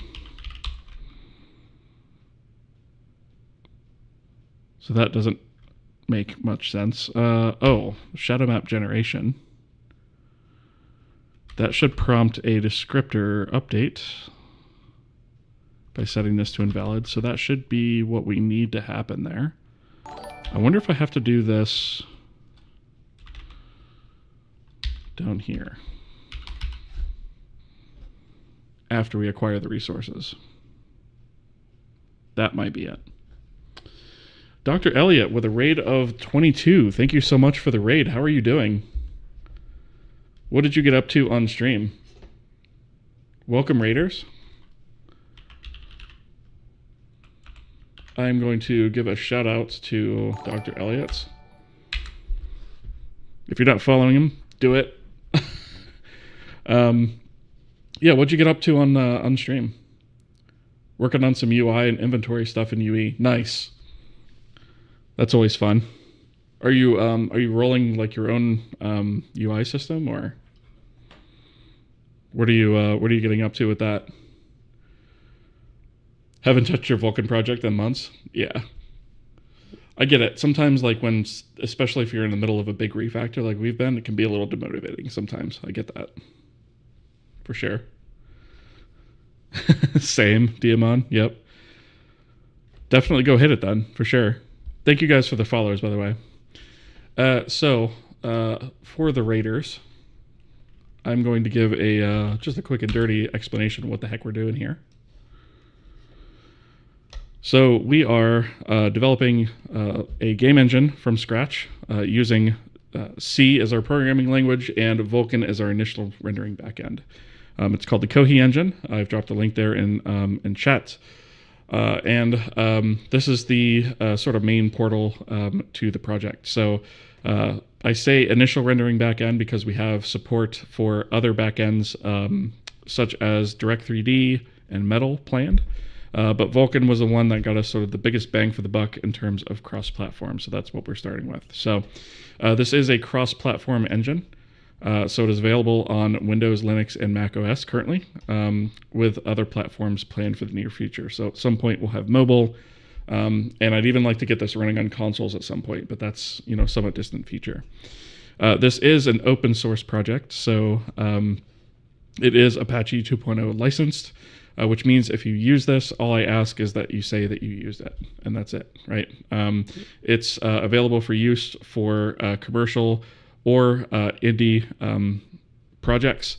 It is 100% free, and that is free as in there will never be any sort of licensing fee, there will never be any sort of royalties of any kind ever. This is designed as an educational resource, and I want to keep it open and free forever because of that, right? So what I'm trying to do is create the resource that I wish I had when I was learning how to do this stuff. And what we are doing is we are stepping through the complete process of creating a game engine from the ground up, literally from nothing, right?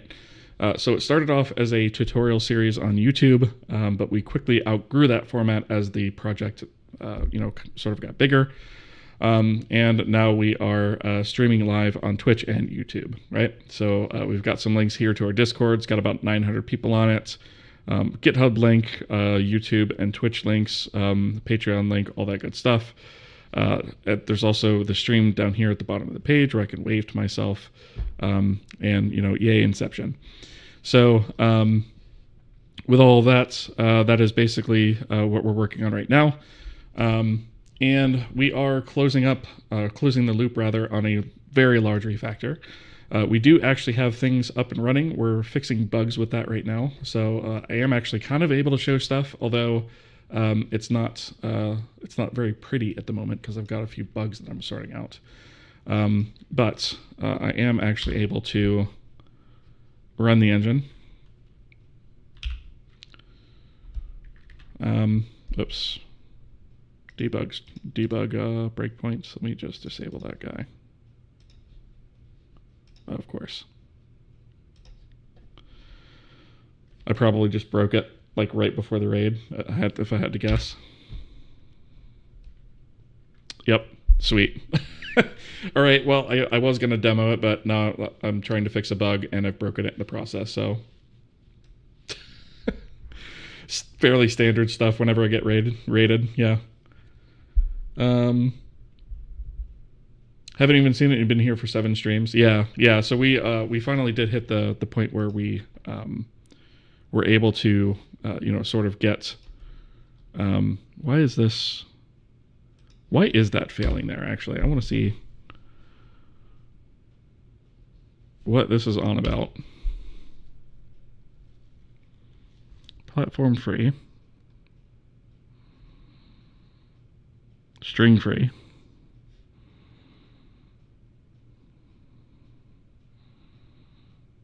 Oh, because I'm an idiot. That's why.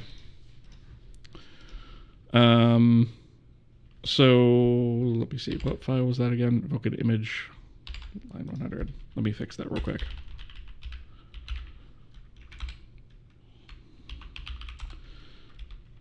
This is not a dynamically allocated string, and I'm trying to free it like a bozo. So now that we've gotten past the live dingus-oriented programming phase, let's go ahead and run this again.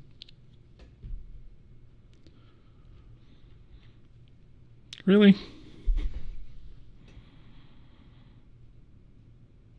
I think this might be part of that. Oh, you know what? This is probably the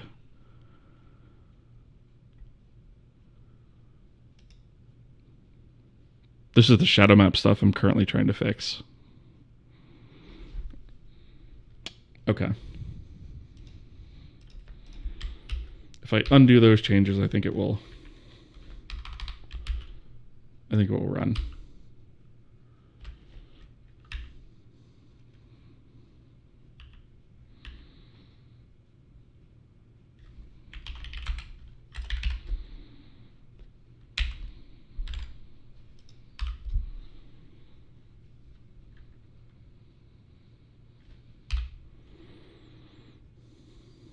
Okay. Yeah, we got some validation errors going on here, so let's check and see what the heck that's bleating about. This is kind of the stuff I'm talking about. Like, we just have to kind of work our way through these bugs. We are at least up and running. We have our scene loading, right? And right now what we're trying to do is we're trying to piece together the resolution of the shadow map. Because for some reason that is just out of device memory. Well, why have you done that? Okay.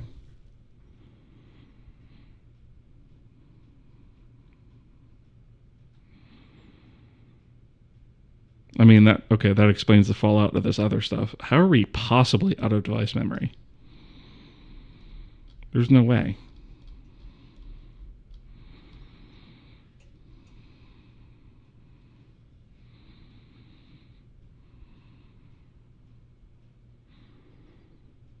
Yeah, there's no way.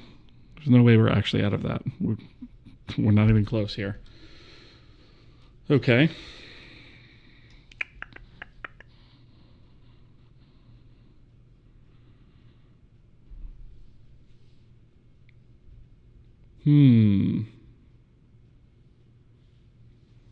So the last thing that I changed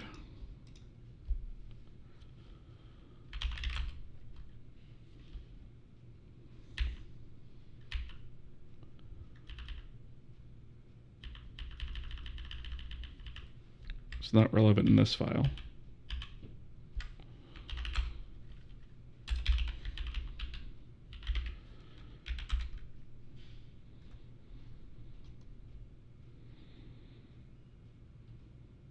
This is where it's throwing up on itself.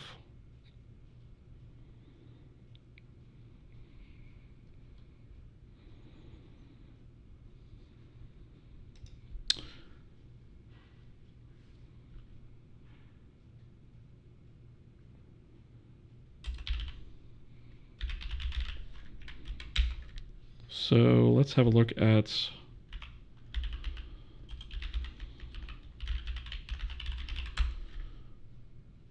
image create, which is, okay, that's the swap chain images. Don't need that.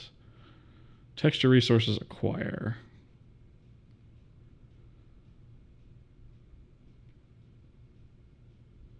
Okay, this is the only other spot that's doing that, so this has got to be where we are running into a problem.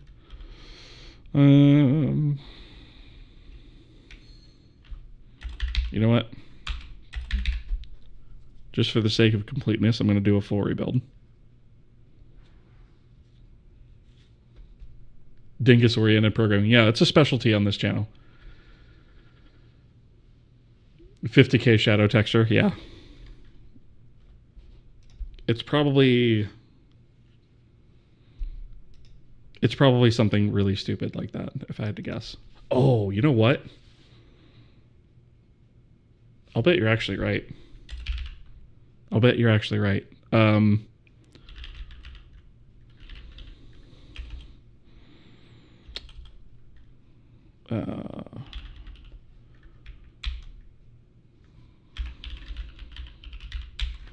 Right, because we have this this resolution that's configurable.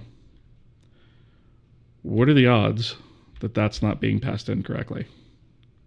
257.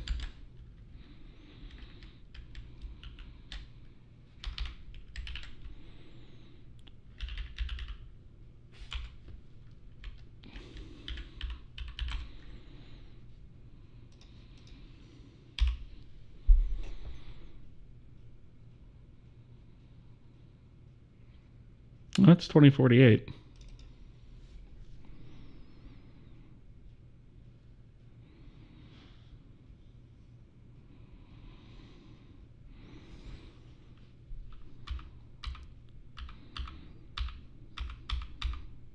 So I don't think it's actually the creation of this.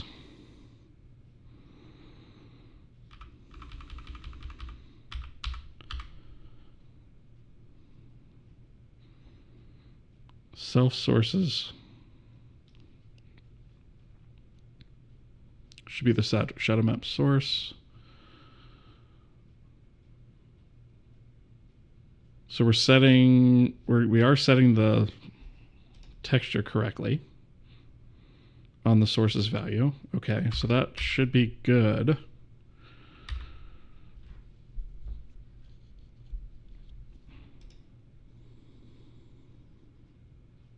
I wonder though.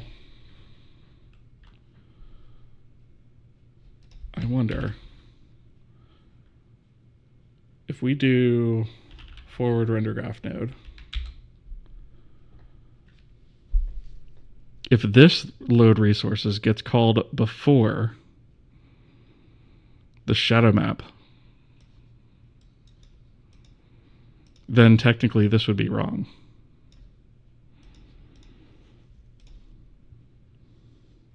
And I'll bet that's what's happening. Nope. Okay. So we are actually standing up this node first.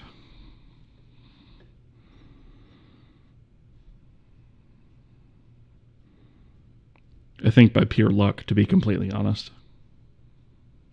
We probably ought to be doing that by execution order. Or technically in a separate step. That may be something we have to address as well. All right, so we get that.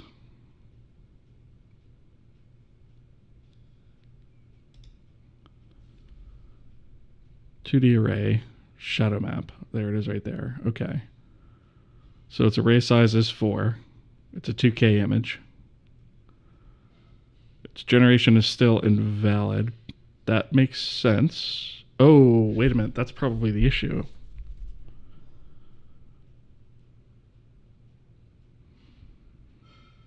That's probably the issue. So we're setting...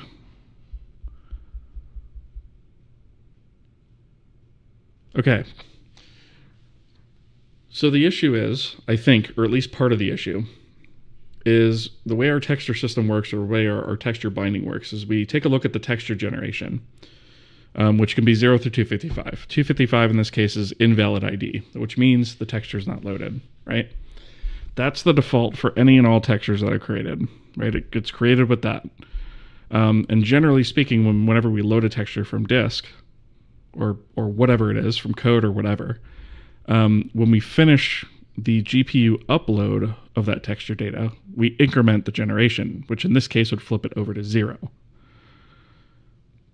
However, that's not necessarily the case for a render target, because when we actually are rendering to that, and we have it set up as a render target, that never gets actually updated. So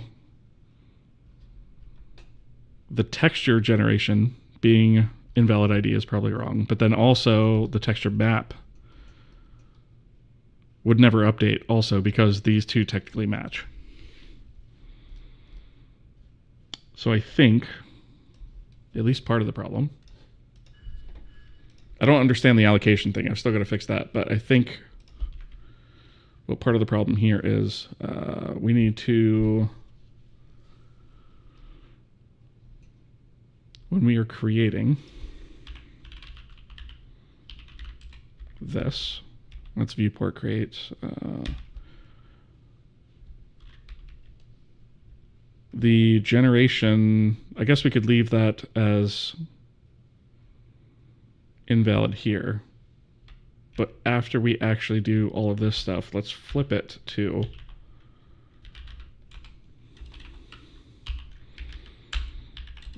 zero. Gets uploaded to as most others do.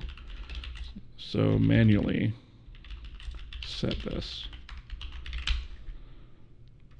That's probably why it wasn't actually pulling the right one in RenderDoc. It's probably why it was pulling this guy. So that at least answers that question.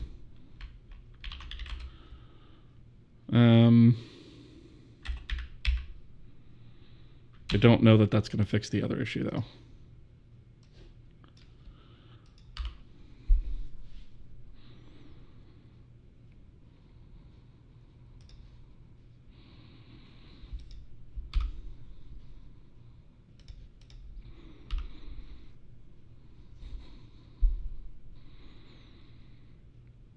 Are we on a breakpoint? Okay, no, we're good. All right, so load. Yeah. We're blowing out the memory somewhere. Let's take a look at, you know what, actually, let me go to console log, and let's parse this Vulkan message, shall we? All right, so... oh, we've got a couple different things going on here. So let's see. Validation error. Here we go. Okay, so draw state invalid image layout.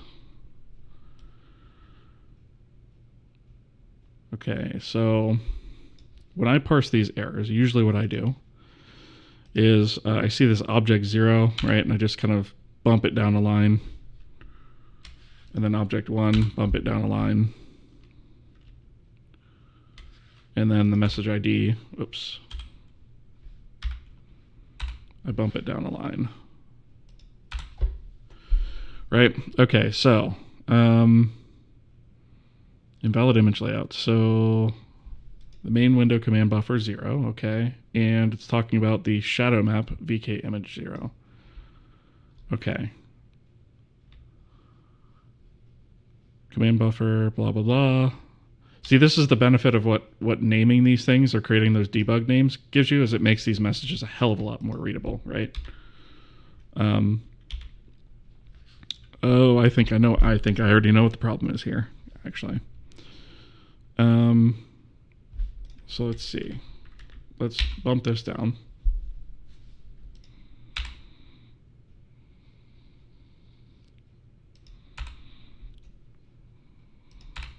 There. Okay. So, we are trying to write to the shadow map. And it's saying it expects the image to be in layout, shader read-only optimal, and instead, it's undefined. So we're not... Oh wait, no, this isn't writing to it. This is actually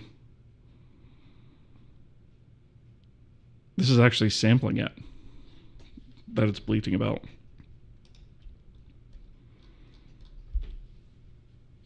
Okay. So this is going to wind up being something like what we had to do for our swap chain image, where we have to transition the format from, say, an undefined layout at the beginning of the frame to like a Vulkan image attachment, or what is it? Vulkan image layout depth stencil attachment or something like that, right? We have to change it to that and then draw to it and then change it back to shader read only optimal after the pass is done. That is because we don't have render passes anymore, which was doing that for us. Now, how am I going to expose that to the front end so it can actually do that properly? Okay. So let's leave some notes here. So I don't lose track of it. So in this case, we need to transition the formats from whatever to VK. Let me actually go down the line. VK image format. Wait, isn't it image format? Am I losing my mind here?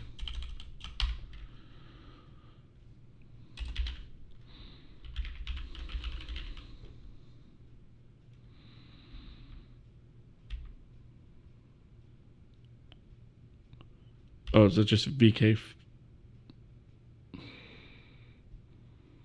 image layout, not format? VK image layout.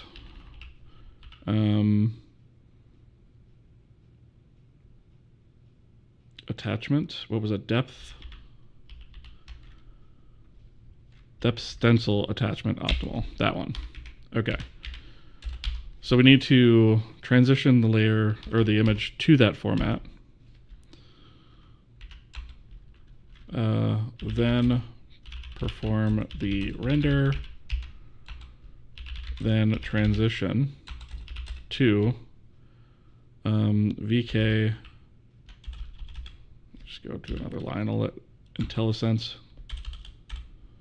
do this for me. So VK image layout.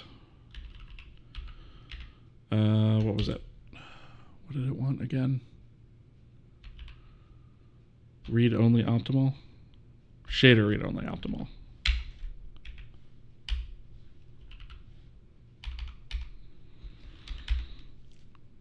Right? So we need to do that. That's actually fixed me. That's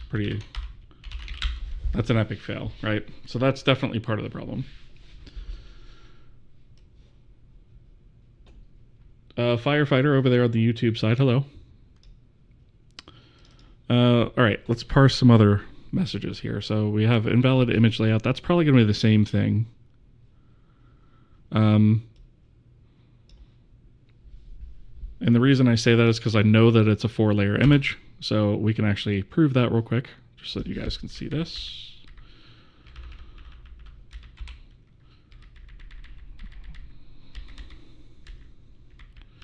Okay, there's the message, and then there is the error. Right, and then here's the sub-resource information.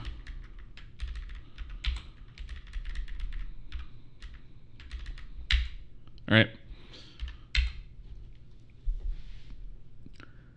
So this one is array layer 0. This one's array layer 1, right? So this one will be array layer 2 and 3. And then array layer adds. Because we got to pay the Bezos.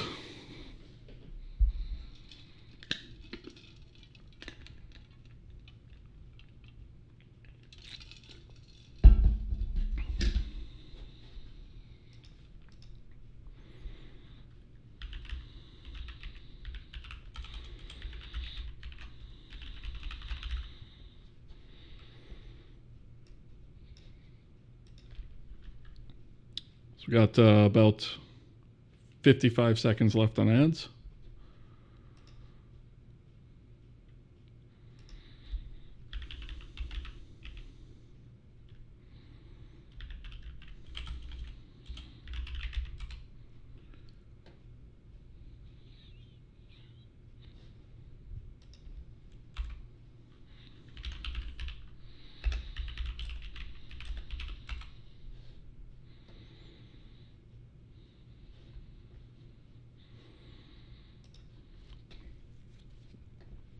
All right. 15 seconds on ads.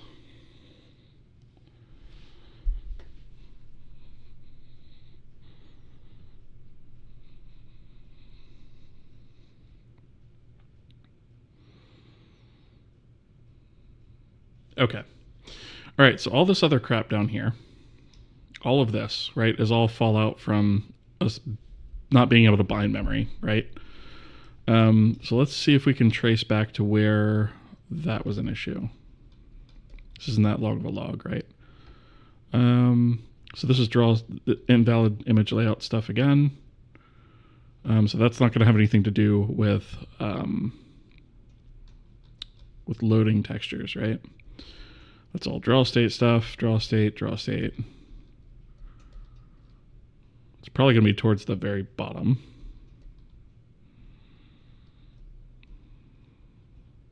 Okay. Here we go. So here's our error message that we output, right? So we're out of device memory, which is very bizarre. And then the fallout from that is from our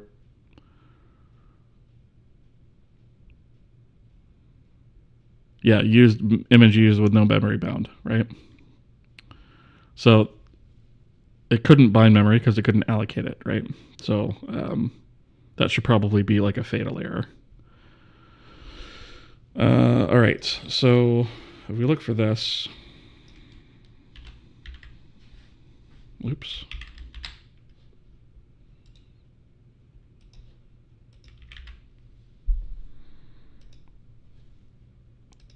Let's put a breakpoint here. And see if we can't trace this back.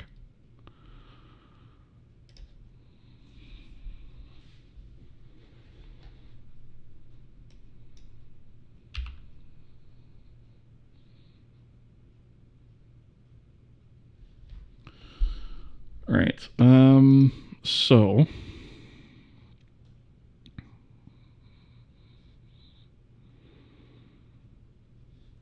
allocation size is not really surprising.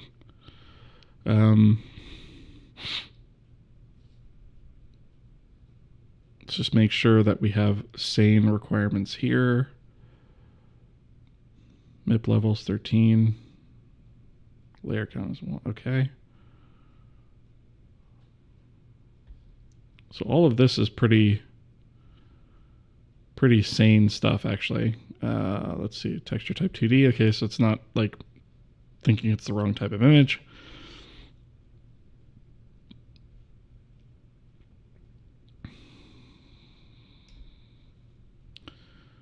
So its get image memory requirements should take into account the size of this times this times this, and then also the number of MIP levels we have taken into account, right? Which is technically going to be this divided by 2 each time.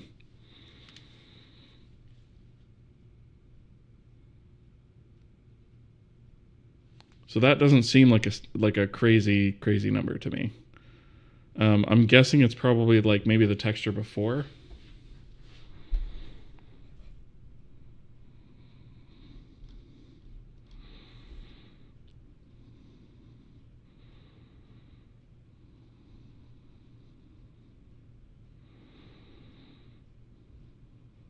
Image layout, image layout, image layout.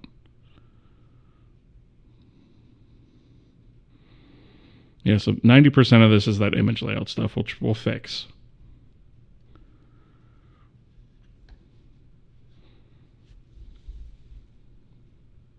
I'm not understanding, though, why we're running out of memory all of a sudden. Like, why is that a thing?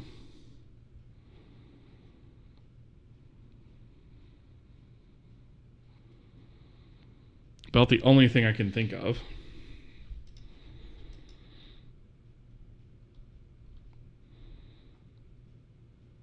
I've actually not seen that happen too often. The only time I've ever actually seen out of memory is either if I try to load a huge image, which I don't think I'm doing, or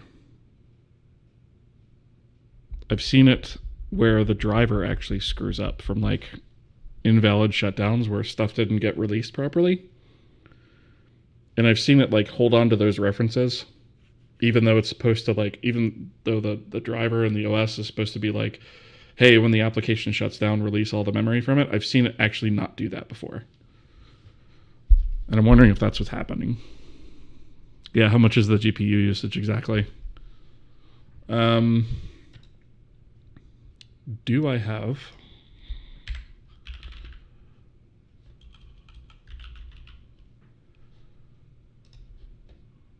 It's actually a really good point.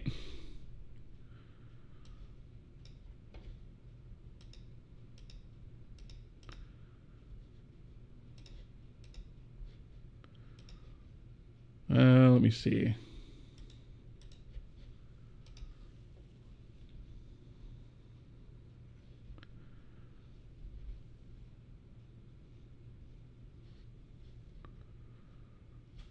How do I...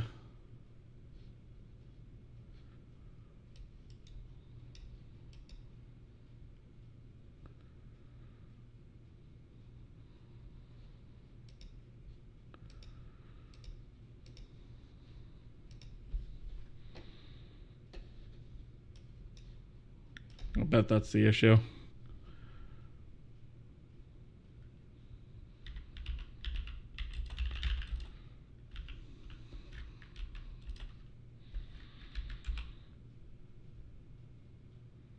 Once the device enters an invalid state, the driver can do some pretty nasty stuff. Yeah, and I think that's probably what's happening. See, I wonder if the...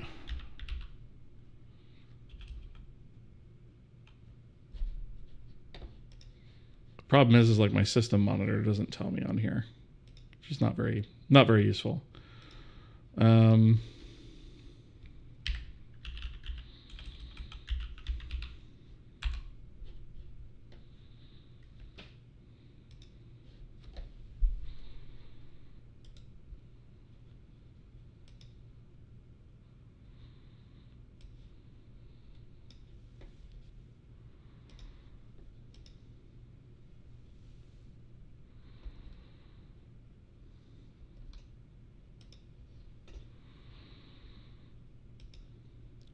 Let's do...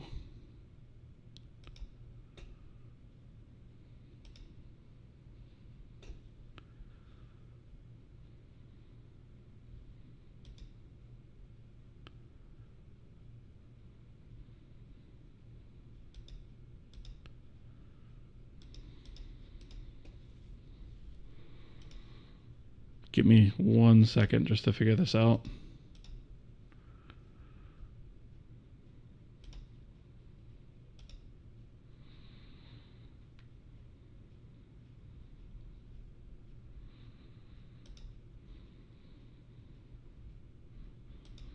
Wow, the instrumentation doesn't even want to actually show me this.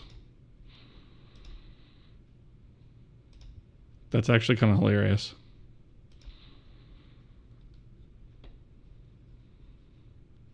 Yeah, that's exactly what's happening. Okay, there it is. It took forever to load, but... let me... And this is kind of like the color scheme is kind of terrible for some reason, but check this out. All GPUs used memory 7.7 gigs. That's exactly what's happening. Right, so if I kill this,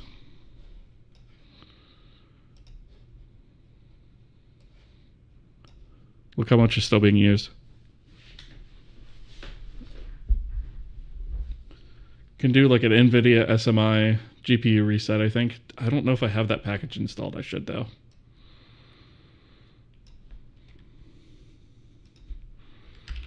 I haven't actually run into this issue since I reinstalled everything on here.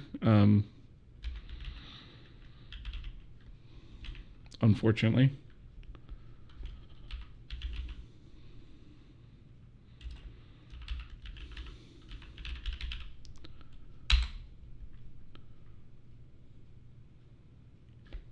Couldn't run because the GPU is a primary GPU. That's pretty neat. Yeah. It's been a while since I've used Linux for it. Yeah.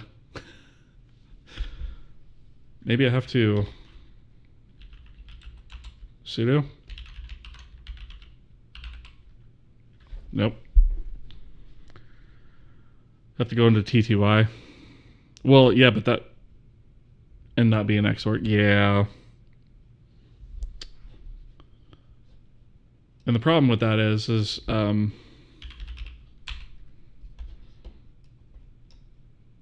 well, I suppose I could. Let me see something.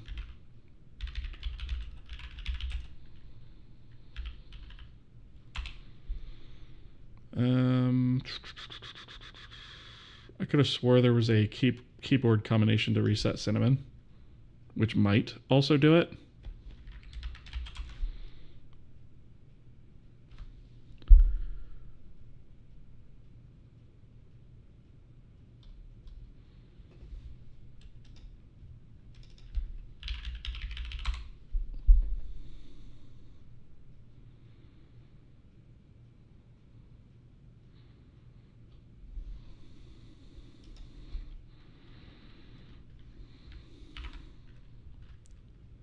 Yeah, so apparently just doing this is supposed to do it. It doesn't seem to have worked either, though. Yeah, I'm probably going to have to log out and log back in to fix it, unfortunately. Oh, that's really annoying. And this has probably just been building up for God knows how long. You know what? Let me try shutting down VS and see if that helps.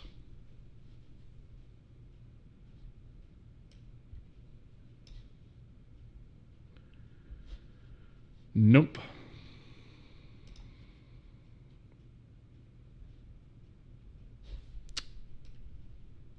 All right. Well, I guess it's decent timing anyways, because I'm kind of at time anyways for the stream. Yeah, I know in Windows there's a keyboard combination for it, but I don't know what it is here, because I've had to use it on Windows too. So it's actually not OBS doing it, because I actually have OBS running on a separate machine. And the reason for that is because graphics programming on the machine that you're also streaming from is like playing Russian roulette. For reasons like this, right? So, unfortunately, this is one of those things that happens with Vulkan, and occasionally you just have to wipe it out, right? Restart. Isn't there a key combination that hard resets the GPU? Yeah, that's what I was thinking. I know there is one for Windows. I don't think there's one for this. I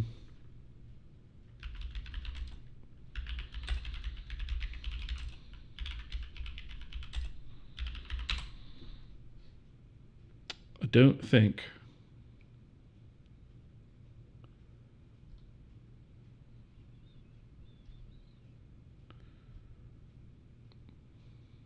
Yeah, most of the stuff I'm seeing is like, oh, reboot or log out and log back in, which is really annoying.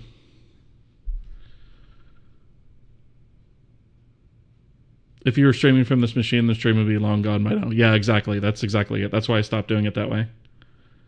Probably would have found the issue earlier. Well, I don't. It actually wasn't an issue until like maybe the last 20 minutes, right? Because the real issue that we're looking at is actually not that, but this one that we'll fix on the next stream. So I guess with that, that's where we're going to leave it for now. So what I'm going to do actually is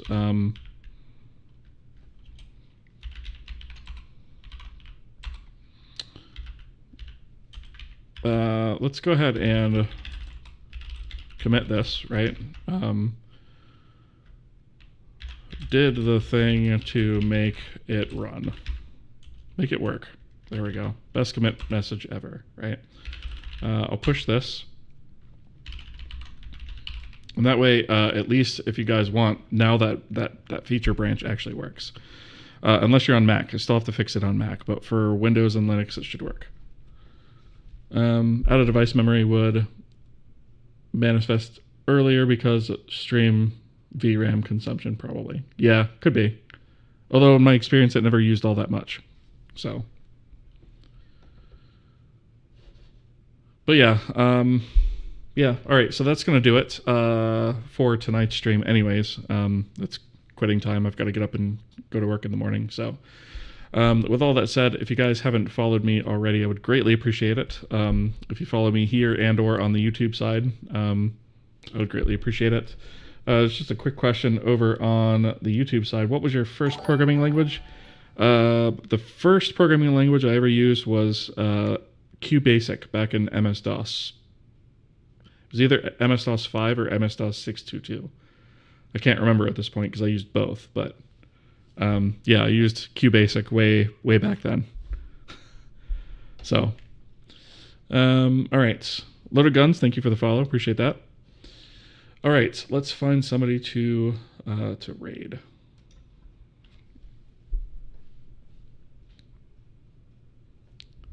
Let's see. Just looking for something that is like relatively programming related.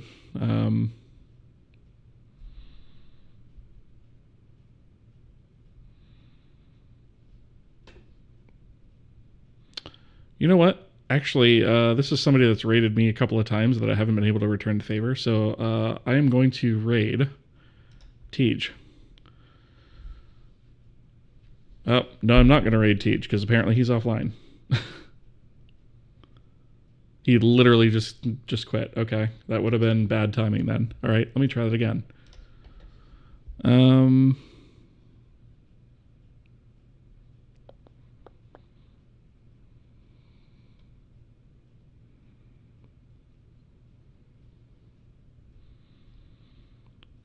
Let's do...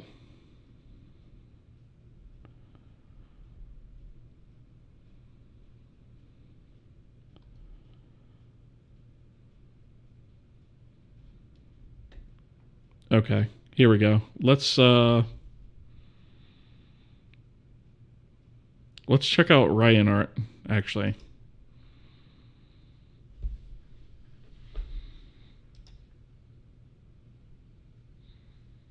So he's doing a tower defense strategy game in C++. And so let's check that out, see how he's coming on that. And yeah, so anyways, thank you guys so much for being here. I appreciate you guys. Over on the YouTube side, I'll drop you guys a link if you're interested in checking out the channel that we're rating. Yeah, I will see you guys in the next stream, which will be tomorrow night. So thanks guys for being here, and I'll see you.